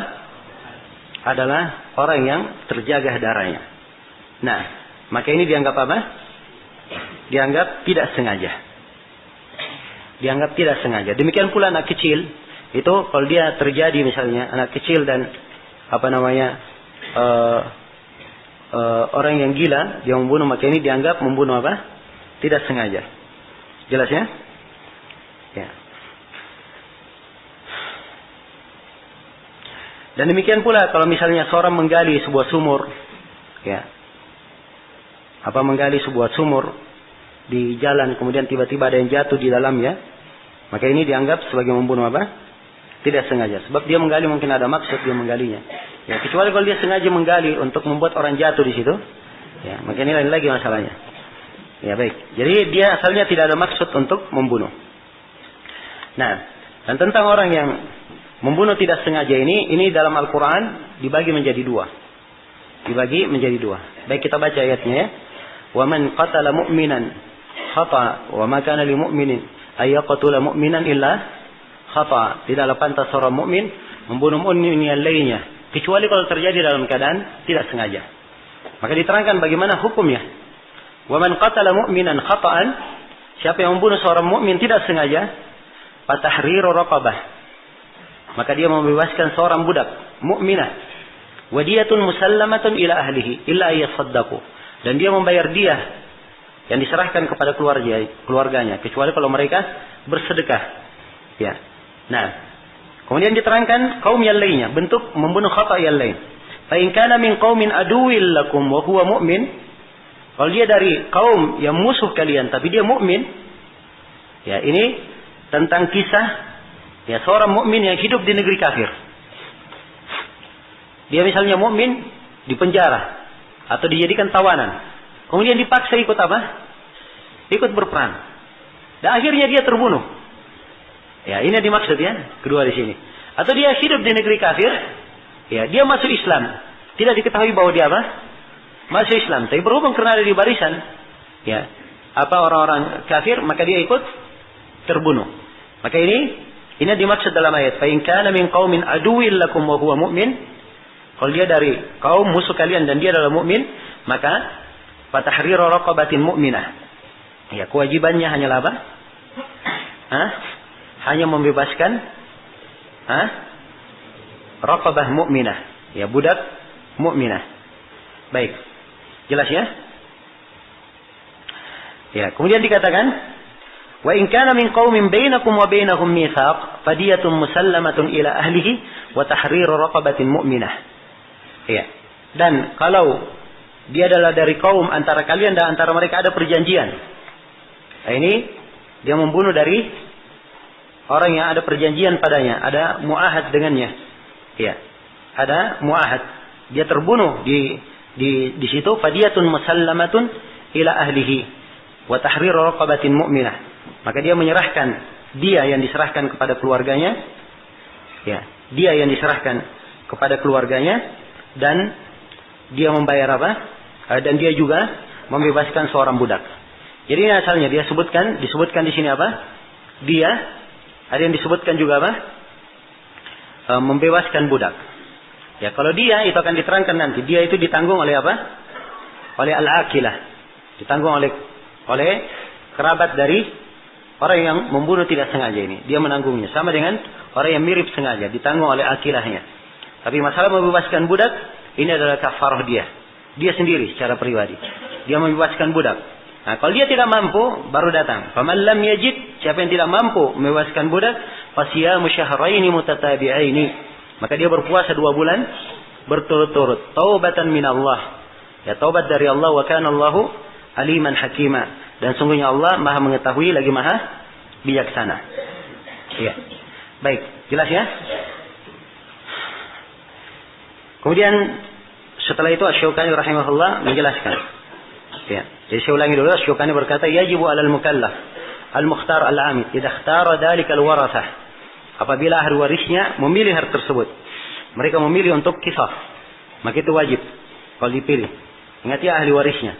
Wa illa falahum dia. Kalau mereka tidak memilih itu, maka mereka berhak mendapatkan apa? Mendapatkan dia. Ya, dia ini ya akan diterangkan nanti, ada bab khusus tentang diat. Bayaran yang dibayar ya karena apa? Adanya maaf, ya. Untuknya tidak dijatuhkan hukumnya qisas, dia membayar dia. Ya, tentang definisi dan selanjutnya hukum-hukumnya kita akan jelaskan insyaallah. Kemudian kata beliau, wa tuqtalul mar'atu birrajul. Ya, seorang perempuan itu boleh dibunuh lantaran dia membunuh laki-laki. Lantaran dia apa? Membunuh laki-laki. Ya. Wal aksu, demikian pula sebaliknya. Demikian pula sebaliknya. Ya. Jadi seorang perempuan dia boleh dibunuh lantaran apa? Membunuh laki-laki. Dan demikian pula sebaliknya, seorang laki-laki dia boleh dibunuh karena apa? Membunuh perempuan. Wal abdu bil hur. Demikian pula seorang budak dibunuh karena dia membunuh seorang yang apa? Seorang bebas. Ini budak membunuh apa? Orang yang bebas. Ya. Baik. Sebelum kita melangkah tentang perempuan membunuh lelaki, ya, ada lelaki membunuh, ya, perempuan dibunuh karena dia membunuh perempuan. Ini banyak diterangkan ya dalam nas-nas. Ya, hadits Rasulullah sallallahu alaihi wasallam. Nah, baik. Tentang budak dibunuh dengan orang bebas, ini juga adalah hal yang jelas. Kemudian wal kafir bil muslim. Ya, kafir dibunuh karena dia membunuh apa? Muslim. Apakah muslim laki-laki maupun perempuan. Ya. Ini dalilnya tentang orang Yahudi yang membunuh budak perempuan itu. Dia pun Yahudi ini pun karena dia membunuh, dia pecahkan kepalanya antara dua batu, maka Yahudi ini pun dipecahkan kepalanya antara apa? Antara dua batu. Nah, dan kisahnya dalam riwayat Bukhari dan Muslim. Wal far' bil asl. Demikian pula cabang dibunuh dengan asalnya. Dibunuh karena dia membunuh asalnya. Misalnya anak dia membunuh apa? Ayahnya. Ya, kalau ada anak membunuh ayahnya, maka anak dibunuh karena dia membunuh apa? Ayahnya. Dikisas karena dia membunuh ayahnya. Lal aksu, tidak sebaliknya. Tidak sebaliknya apa? Pada tiga hal. Jadi kalau dia bebas, ya, orang bebas membunuh budak, maka si bebas ini tidak dihukumi apa? Hukum kisas, tidak boleh dibunuh. Ya, tidak dijatuhi hukum bunuh. Demikian pula seorang muslim dia membunuh kafir, maka tidak boleh muslim dibunuh lantaran apa? Membunuh kafir. Ya. Kalau dijatuhkan hukum, hukumnya bukan hukum bunuh. Ya, demikian pula kalau seorang ayah membunuh anaknya, ayah itu tidak dikisas lantaran membunuh apa? Membunuh anak. Ini tiga hal. Ya, diperkecualikan oleh Asy-Syaukani rahimahullah. Ya, baik. Ya. Kemudian kata beliau rahimahullah, ya, atau ya, sebelum saya melangkah lebih jauh, ya. Di sini beliau telah menjelaskan tentang bentuk qisas dan bagaimana bentuk membunuhnya kalau qisas tersebut terjadi. Ya. Dan harus diketahui bahwa qisas itu, ya, qisas itu boleh untuk diminta. Jadi wali, ya, keluarga dari pihak yang dibunuh, mereka boleh untuk meminta qisas kalau sudah terpenuhi 4 syarat. Kalau sudah terpenuhi berapa? 4 syarat. Syarat yang pertama, orang yang dibunuh adalah orang yang maksum darahnya. Orang yang apa? Maksum darahnya. Nah, ini syarat yang pertama. Jadi, kalau dia maksum darahnya, seorang muslim tidak boleh dibunuh karena apa? Membunuh kafir. Jelas ya? Demikian pula seorang muslim tidak boleh dibunuh karena dia membunuh murtad. Sebab murtad bukan apa? Maksum darah. Demikian pula kalau seorang muslim dia membunuh seorang pezina yang muhsan. Jelas ya? Dia tidak dibunuh karena membunuh apa? Pezina yang muhsan. Ya, sebab dia bukan maksum darah. Ya, jelas ya? Tapi khusus untuk pezina, ya, di sini dia memang tidak dibunuh dan tidak dikisos dan tidak membayar dia, tetapi dia harus, kalau diminta oleh pengadilan, dia harus membawakan bukti yang menunjukkan bahwa orang tersebut memang apa? Berzina. Sebagaimana telah kita terangkan. Ya, baik. Kemudian syarat yang ketiga, Syarat yang kedua, ya, hendaknya orang yang membunuh itu adalah orang yang akil dan balik, mukallaf, akil dan apa? Balik. Nah, adapun kalau dia gairu akil, majnun, ya, orang tidak waras, maka ini tidak dijatuhkan padanya hukum qisas. Demikian pula anak kecil tidak dijatuhkan padanya hukum qisas. Ya, dan ini dalil-dalilnya jelas. Kemudian yang ketiga, disyaratkan harus ada mukafa'ah. Ya, harus sama mukafa'ah antara apa? Yang dibunuh dan yang membunuh. Dari sisi apa? Dia ada mukafa'ah antara yang membunuh dan yang dibunuh. Ya, pada saat dia membunuh. Ya, dan al-kafa'ah itu di dalam agama dan di dalam apa? Al-hurriyah. Ya. Jadi dia sama-sama muslim. Muslim membunuh muslim. Bebas membunuh bebas. Ya, jelas ya? Jadi ada mukafa'ah. Ya. Al-hurru bil hurri wal abdu bil abdi. Ya, disebut. Ya, jelas ya? Jadi harus ada kafa'ah. Dan Nabi SAW telah bersabda, la yuqtalu muslimun bi kafir. Seorang muslim tidak boleh dibunuh karena apa? Membunuh orang kafir. Baik. Jelas ya? Kemudian syarat yang keempat. Syarat yang keempat.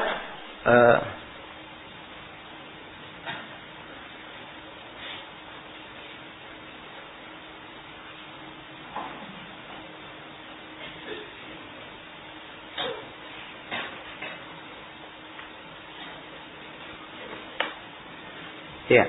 Baik, syarat yang keempat. Disyaratkan tidak ada apa? Wiladah, tidak ada hubungan hubungan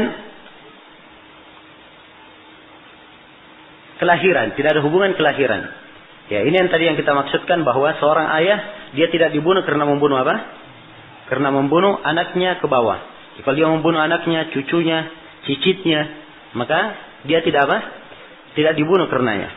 Dia tidak dibunuh karenanya. Nah, Jelas ya? Baik, ini 4 syarat. Apabila 4 syarat ini terpenuhi, maka para wali, orang yang dibunuh, itu berhak untuk meminta apa? Meminta qisas. Itulah yang disebut dalam Al-Quran, walakum fil qisasi hayatun ya ulul albab. Dan untuk kalian ada qisas dalam kehidupan ya ulul albab. Ya, perhatikan ya bagaimana hukum qisas ini, subhanallah. Ya, jadi qisas ini pertama dilihat dulu. Ya, syarat qisas itu syah atau tidak? Ada 4 syarat. Jelas ya, betapa indahnya. Ketentuan-ketentuannya lengkap. Setelah dia diizinkan meminta qisas, maka begitu dia meminta qisas, maka di sini disyaratkan 3 syarat lain. Itu tadi syarat dijatuhkannya apa? Qisas. Boleh bagi keluarga meminta qisas kalau terpenuhi berapa? 4 syarat.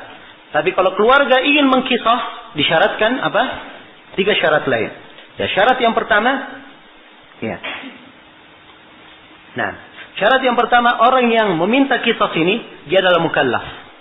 Dia akil dan apa? Balik. Ya. Jadi kalau ada dari keluarganya yang belum balik, maka dia ditunggu sampai apa? Dia balik. Ditunggu sampai apa? Dia balik. Misalnya seorang terbunuh, ya, yang berhak terhadap darahnya, ya, untuk menuntut darahnya ada beberapa orang. Ada 2 anak kecil dan ada 5 dewasa, misalnya. Ya, maka 2 anak kecil ini harus ditunggu sampai dia balik. Jelas ya? Setelah dia balik, barulah mereka bermusyawarah, ini diminta qisas atau tidak. Jelas sampai sini? Ini ketentuan yang pertama. Ya, kemudian yang kedua, dari ketentuan yang pertama juga dia harus apa? Akil. Ya, kalau dia tidak waras, maka ditunggu sampai apa? Sampai dia waras. Tapi ini oleh para ulama dikatakan, kalau memang ya sudah terpenuhi yang lainnya, ya, dan yang ditunggu hanya orang yang tidak waras ini, maka boleh diambilkan apa dari apa yang merupakan hak dia untuk yang si tidak waras saja yang dikeluarkan. Dan bagi yang lainnya boleh apa? Boleh dia mengqisas. Sebab orang yang tidak waras tidak diketahui kapan dia waras. Ya, kan begitu. Dan mungkin saja dia tidak apa? Ya, tidak waras-waras. Ya, jelas? Baik. Ini syarat yang pertama. Kemudian syarat yang kedua. Ya, para walinya, ya, yang berhak untuk meminta qisas, mereka semua sepakat untuk mengqisas. Mereka semua apa? Sepakat untuk mengqisas. Misalnya yang punya hak untuk meminta qisas, misalnya ada 10 orang. Anggaplah ya, ada 10 orang dari apa? Keluarganya berhak meminta qisas. Maka harus semuanya 10 ini meminta apa? Meminta qisas. Jelas ya? Kalau sebagiannya ya meminta qisas, sebagiannya memaafkan, maka ini tidak boleh diqisas. Harus ditempuh dengan cara apa? Ya, dengan cara dia. Jelas ya? Ya, nih perhatikan. Nah, dan masuk di dalam ya, orang yang memiliki hak di sini adalah seluruh ahli warisnya. Apakah dengan nasab ataupun dengan sebab. Laki-laki maupun perempuan, kecil maupun besar, semuanya masuk di dalamnya. Ya. Dan ini pendapat Imam Malik, dan ini yang salah satu riwayat dari Imam Ahmad, dan ini yang dikuatkan oleh Syekhul Islam Ibnu Taimiyah. Jadi sekali lagi syarat yang kedua apa? Ya. Para walinya atau ahli orang yang berhak untuk meminta qisas, ini semuanya bersepakat untuk apa? Mengqisasnya. Kemudian syarat yang ketiga, disyaratkan bahwa qisas tersebut itu tidak menyebabkan adanya pelampauan batas. Ya, tidak menyebabkan adanya apa? Pelampauan batas. Sebab kita dilarang untuk israf di dalam membunuh. Dalam Al-Quran dikatakan, وَمَنْ قُتِلَ مَظْلُومًا فَقَدْ جَعَلْنَا لِوَلِيهِ سُلْطَانًا فَلَا يُسْرِفْ فِي الْقَتْلِ إِنَّهُ كَانَ مَنْصُورًا. Ya. Siapa yang dibunuh dalam keadaan dizalimi, maka kami telah jadikan walinya ada kekuatan. Ya, dia punya kekuatan walinya. Apakah dia mengqisas atau dia meminta apa? Dia. Tapi kalau dia mengqisas, fala yusrif fil qatl. Jangan dia berlebihan dalam apa? Membunuh. Maksudnya dalam berlebihan dalam membunuh di sini diberi contoh. Ya. Misalnya seorang perempuan dia membunuh keluarga, membunuh lelaki. Keluarganya meminta untuk apa? Diqisas perempuan ini. Tapi si perempuan dalam keadaan hamil. Ya. Maka ini tidak boleh dia diqisas dalam keadaan apa? Dia hamil yang akan menyebabkan janinnya apa? Meninggal. Ini melampaui batas dalam membunuh. Maka dia harus ditunggu sampai apa? Sampai melahirkan. Ya, maka ini 3 ketentuan. tiga ketentuan. Ya. Kalau tiga ketentuan ini tidak terpenuhi, ya, maka yang ditempuh adalah cara yang lain. Yang ditempuh adalah cara yang lain, yaitu dengan dia meminta apa? Dia meminta dia, dibayar dengan dia. Iya. Baik.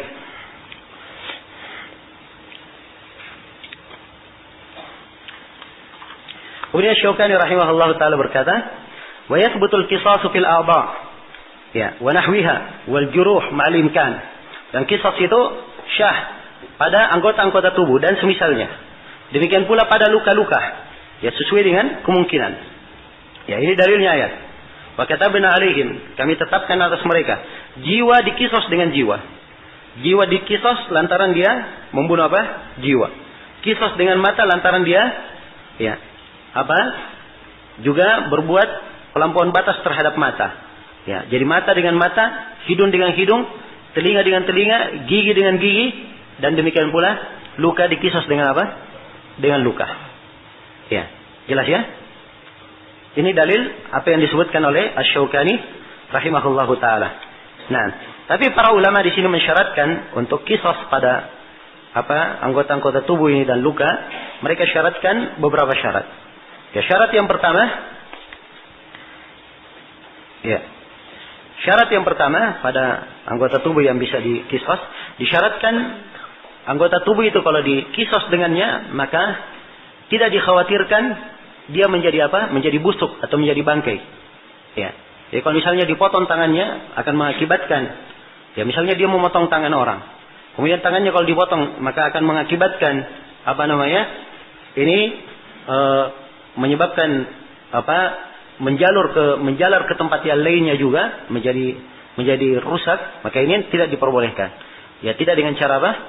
Dikisos, tapi dia membayar diah nantinya. Dia mengambil diah dari itu. Baik. Demikian pula misalnya kalau apa? Dia mematahkan tulang. Ya, dia mematahkan tulang orang. Maka ini tentunya tidak bisa dikisos dengan cara dipatahkan juga tulangnya. Ya, sebab bentuk mematahkannya ini sulit untuk dia apa? Diprediksi samanya. Ya beda ya kalau dia patahkan gigi orang, ingin juga dipatahkan giginya, maka ini bisa apa? Bisa diukur, ya gigi itu. Sebab gigi itu bisa didinginkan kemudian dipatah sesuai dengan apa yang dia patahkan dari milik orang. Ya. Ini syarat yang pertama. Syarat yang kedua, ya, hendaknya ada kesamaan pada anggota tubuh yang diminta untuk dikisos. Ada kesamaan antara anggota tubuh yang diminta untuk dikisos. Kesamaan antara orang yang apa dilakukan pelampauan batas terhadapnya dan orang yang melakukan pelampauan batas. Ada kesamaan antara keduanya. Ya, jadi kalau dia tangan kanan, ya, yang dipotong adalah apa? Tangan kanan. Tangan kiri adalah tangan kiri. Tidak boleh tangan kanan dipotong dengan apa? Tangan kiri. Atau tangan kiri dipotong dibayar dengan tangan kanan. Sebab ini berbeda, nama-namanya apa? Berbeda dan manfaatnya juga berbeda. Demikian pula jari, kalau dia potong jari telunjuk, maka tidak boleh dipotong jari tengahnya, ataupun ya dipotong jari tengah, hanya dipotong kelingkingnya. Ya, ini dibedakan. Jadi kalau kelingking dia potong, maka dipotong juga apa? Kelingkingnya. Kemudian syarat yang ketiga, ya anggota tubuh yang dikisos ini seimbang di dalam kesehatan dan kesempurnaan. Ya, seimbang dalam kesehatan dan apa? Kesempurnaan. Jadi tidak boleh orang yang potong tangannya sudah buntung memang, ya. Kemudian dilakukan pelampauan batas terhadapnya sehingga putus seluruh tangannya. Ini dikisos dengan cara dipotong ya tangan semua orang tersebut. Yang tadinya tangan orang itu tidak apa? Ya, tidak buntung. Maka yang seperti ini tidak dengan cara kisos, tapi dia mengambil dengan cara yang lain untuk apa namanya menyelesaikannya. Itu dia mengambil dia. Ya, jelas ya. Adapun luka itu berkaitan dengan anggota tubuh. Ya, adapun luka, ya. Kalau luka-luka tersebut, ya. Luka-luka tersebut, ya. Apa? Tidak sampai ke mana? Tidak sampai ke tulang, ya. Dan mungkin untuk dilakukan kisos padanya, maka syah di dalam Al-Quran dikatakan wal juruha kisas. Wal juruha kisas. Tapi kalau dia sampai ke tulang, nah, maka di sini dia mengambil diah dan akan diterangkan nanti tentang apa? Diahnya. Dan akan disebutkan nanti insyaallah di pembahasan diah bahwa apa yang disebut luka di dalam bahasa Arab itu ada 10 nama luka. Ya, ada 10 apa? 10 nama. Kalau dia luka kulitnya saja, luka begini, tidak keluar darah, itu lain namanya. Ya, dia luka keluar darah sedikit, itu lain namanya. Ya, dia luka kena dagingnya sedikit, lain lagi namanya. Ya, dia luka terus sampai dekat tulang, tapi belum nyampe ke tulang, lain lagi namanya. Ya, dia luka sampai kena tulangnya, lain lagi namanya. Ya, dia luka sampai tulangnya patah, lain lagi namanya. Dia luka sampai tulangnya patah tapi sulit disambung, lain lagi namanya. Ini semuanya ada perbedaan dalam masalah apa? Dalam masalah hukum diyahnya. Dan ini kita akan terangkan insyaallah taala. Baik, kemudian kata beliau rahimahullah, wa yasqutu bi ibra'i ahadil warathah. Dan qisas ini jatuh dengan adanya ibra' dari salah seorang dari ahli waris. Jadi salah seorang dari ahli waris menganggap sudah selesai, dimaafkan, diibra', maksudnya dibebaskan. Ya. Ya, jelas ya? Kalau dianggap dibebaskan, wa yulzam nasibul akharin min ad-diyah. Adapun jadi kalau salah seorang dari ahli waris memaafkan, ya, membebaskannya, maka yang lainnya itu harus mengambil apa? Mengambil dia, tidak dengan cara apa? Mengqisas. Dan yang telah kita terangkan ya, syarat qisas. Kemudian kata beliau, fa idza kana fihim saghirun yuntadar fil qisasi bulughuhu. Ya, itu diperbaiki harakatnya. Yuntadaru fil qisasi bulughuhu. Apabila pada ahli waris yang akan mengqisas ini, yang menuntut untuk mengqisas ada anak kecil, maka ditunggu sampai dia apa? Sampai dia balik. Ditunggu sampai dia balik. Nah, kemudian berikutnya, ya, ini pembahasan yang ketiga ya. Hak-hak ahli waris dalam qisas. Ini telah kita terangkan. Ketentuan qisas dalam membunuh. Ini juga telah kita terangkan. Qisas yang berkaitan dengan ketubuhan luka sudah diterangkan. Dengan apa qisas digugurkan? Itu sudah kita terangkan. Jadi kalau ahli waris apa? Memaafkannya. Nah, dan kemudian hukum orang yang memegang, baik. Kemudian dikatakan di sini, wa yuhdaru ma sababuhu minal majni alaihi. Ya. Baik. Sekarang ada orang hilang giginya. Ya, gigi dikisas atau tidak? Dikisas. Tapi orang ini kenapa dia hilang giginya? Karena dia menggigit orang. Ya. Jelas ya? Dia menggigit orang. Orang ini dia tarik tangannya. Karena dia digigit. Akhirnya giginya ikut apa? Tercabut. Ya, tercabut, hilang giginya. Ya. Jadi di sini, ya, dia hilang giginya karena dia sendiri berbuat kriminal kepada orang. Ya, jelas ya? Yang seperti ini hukumnya apa kata Syaukani? Yuhdar, tidak dianggap itu. Ya, tidak dianggap giginya tersebut. Ya, tidak bayar apa-apa. Dan ini dalilnya disebut oleh Imam Syaukani rahimahullah. Dan haditsnya ma'ruf ya dalam riwayat Al-Bukhari dan Muslim. Nah, dari hadits Imran bin Husain, ada seorang lelaki dia menggigit ya tangan orang lain. Maka orang itu menarik tangannya dari mulut orang yang menggigit. Ya, maka jatuhlah 2 gigi taringnya. Ya. Maka mereka pun mengadu kepada Nabi sallallahu alaihi wasallam, mengangkat perkara kepada Nabi sallallahu alaihi wasallam.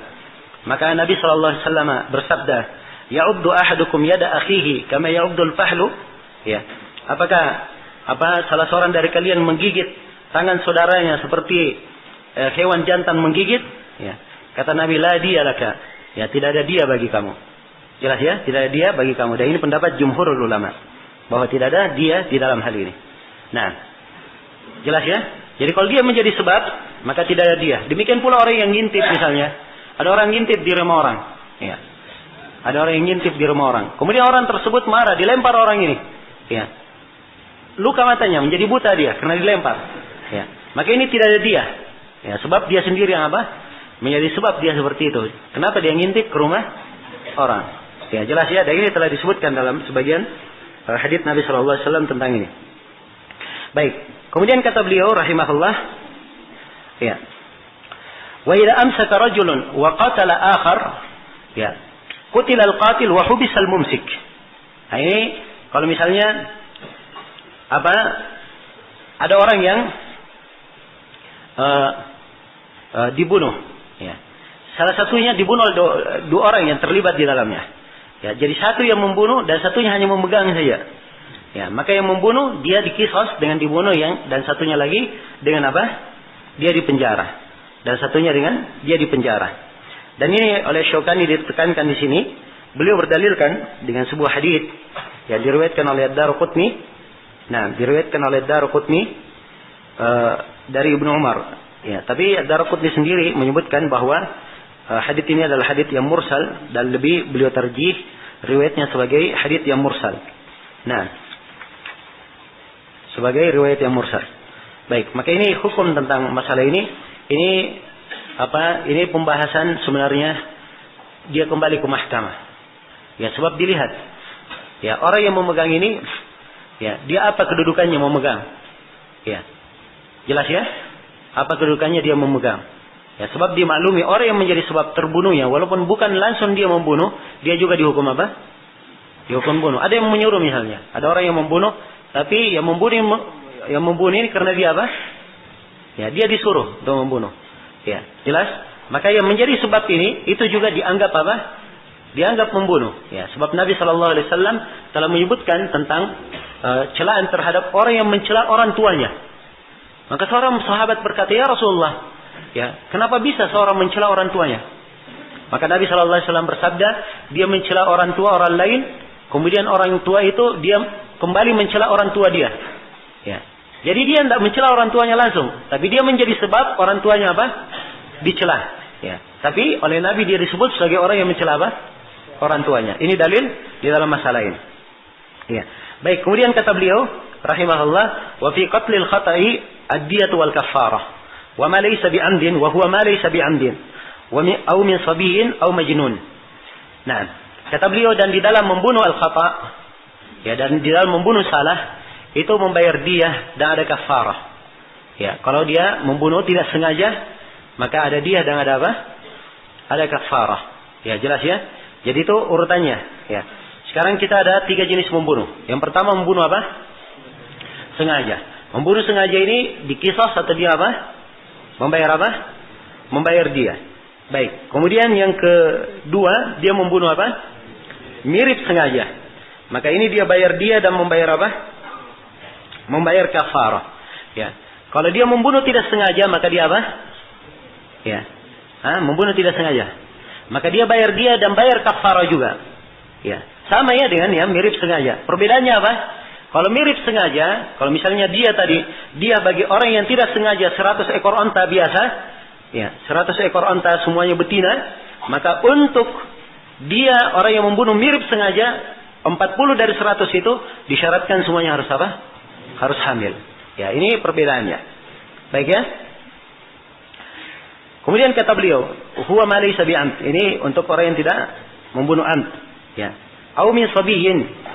Ya, atau dari anak kecil, au majnun, atau dari apa? Orang gila. Nah, ini tentang masalah dia tetap padanya ada dia. Ya, di dalam menetapkan dia, ya, maksud saya telah kita terangkan ketentuan dan syarat-syarat di dalam penetapan dia ini. Kemudian siapa yang menanggung dia ini? Ini pembahasan yang terakhir diterangkan. Kata beliau, wahiyya 'alal aqilah wa humal asabah. Dan dia ini ditanggung terhadap akilahnya. Ya, akilah ini bahasa untuk keluarga dari orang yang membunuh. Ya, keluarga dari orang yang membunuh dari pihak ahli warisnya. Ya, dan termasuk juga di dalamnya asabahnya. Masuk juga di dalamnya siapa? Asabahnya. Ya, maka mereka inilah yang menyelesaikan apa? Diyahnya. Mereka menyelesaikan diyahnya. Jelas ya? Baik. Orang yang membunuh tidak sengaja, ya, tentunya bukan dari apa? Hal yang layak. Kalau dia membayar denda padahal dia apa? Dia tidak sengaja. Tapi dia wajib membayar kafarah untuk dirinya. Membunuh apa? Tidak sengaja. Tapi darah orang yang mati tidak sengaja ini juga tidak boleh ditelantarkan. Karena itu ditetapkan ada dia, tapi yang menanggungnya siapa? Keluarga dari orang yang membunuh. Inilah keadilan di dalam apa? Keadilan dalam Islam. Jadi kalau si akilahnya tidak membunuh, tidak membayarnya, maka boleh dari pemerintah untuk membantu, ya, menyelesaikan apa? Menyelesaikan diyahnya. Sebab darah orang yang terbunuh walaupun tidak sengaja ini punya hak untuk dia apa? Untuk dipenuhi. Ya, perhatikan ya. Ya. Di mana ada hukum-hukum yang menetapkan diyah bagi apa? Orang yang dibunuh. Ya. Sekarang kita saksikan di hukum-hukum yang dipakai sekarang oleh orang-orang buatan manusia, ya, orang yang dibunuh itu seakan-akan tidak ada harganya. Ya, jelas ya? tidak ada harganya. Ya, adapun orang yang dibunuh kadang dihukum ya dengan hukum yang tidak layak terhadap apa? Perbuatannya. Ya, dia membunuh orang cuma dipenjara beberapa tahun. Ya. Apa artinya darah orang yang dibunuh? Perhatikan Islam bagaimana mengatur tentang darah orang yang dibunuh ini. Ya, dijatuhkan hukum qisas, walaupun dia bayar diah maka dilihat ya bagaimana bentuk-bentuk diahnya. Ya, sebab dia adalah darah yang terhormat. Ya, darah yang terhormat di dalam syariat. Baik, ini secara umum yang berkaitan dengan masalah qisas. Ya, wallahu taala alam. Baik, untuk masalah diah insyaallah taala kita akan lanjutkan di sesi berikutnya. Dan di sini ada pengumuman insyaallah taala jam 4 pada asar.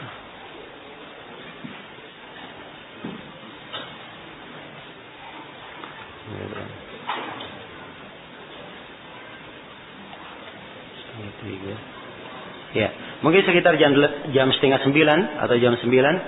Ya, insyaallah taala ada tausiah dari Syekh Zaid bin Muhammad bin Hadi Al-Madkhali, ya, hafizahullah taala. Ya, juga melalui telepon. Dan beliau ini juga salah seorang ulama besar kita di masa ini. Ya. Hafizahullah. Beliau sekarang tinggal di daerah Famitah. Ya. Dekat dari tempat Syekh Ahmad An-Najmi dahulu. Ya, rahimahullah. Nah, dan Syekh Zaid ini dikenal oleh kalangan para ulama. Semuanya mengenal beliau, ulama besarnya maupun ulama mudanya. Ya. Semuanya mengenal beliau sebagai seorang alim, ulama besar. Ya, rahimahullah. Sampai pernah dalam sebuah kegiatan Menteri Agama ke wilayah Jizan, dan waktu itu berjumpa dengan Syekh Zaid. Maka Menteri Agama berkata, beliau ini adalah salah seorang dari ulama besar kita di negeri ini. Nah, jelas ya? Baik. Dan ini adalah kesempatan yang baik insyaallah. Ya, kita sudah membuat janji dengan beliau. Ya, mudah-mudahan tidak ada halangan. Ya, dan semuanya berjalan dengan lancar. Ya, dan kemarin juga semuanya sudah kita format hal-hal yang kita inginkan berjalan, tapi ya kalau ada halangan ya itu semuanya di luar kemampuan kita. Tapi kita berusaha semaksimal mungkin ya sesuai dengan waktunya, sebab waktunya ba'da asar waktu di sana. Ya, kalau ba'da asar waktu di sana, kita lihat waktu asar sekarang mungkin 3:30 atau jam 4 waktu sana, dan kita lebih cepat 5 jam di Makassar. Baik, jadi antara 8:30 atau jam 9. Ya, sekira cukup sampai sini. Subhanakallahumma bihamdik, asyhadu an la ilaha illa anta, astaghfiruka wa atubu ilaik, walhamdulillahirabbil alamin.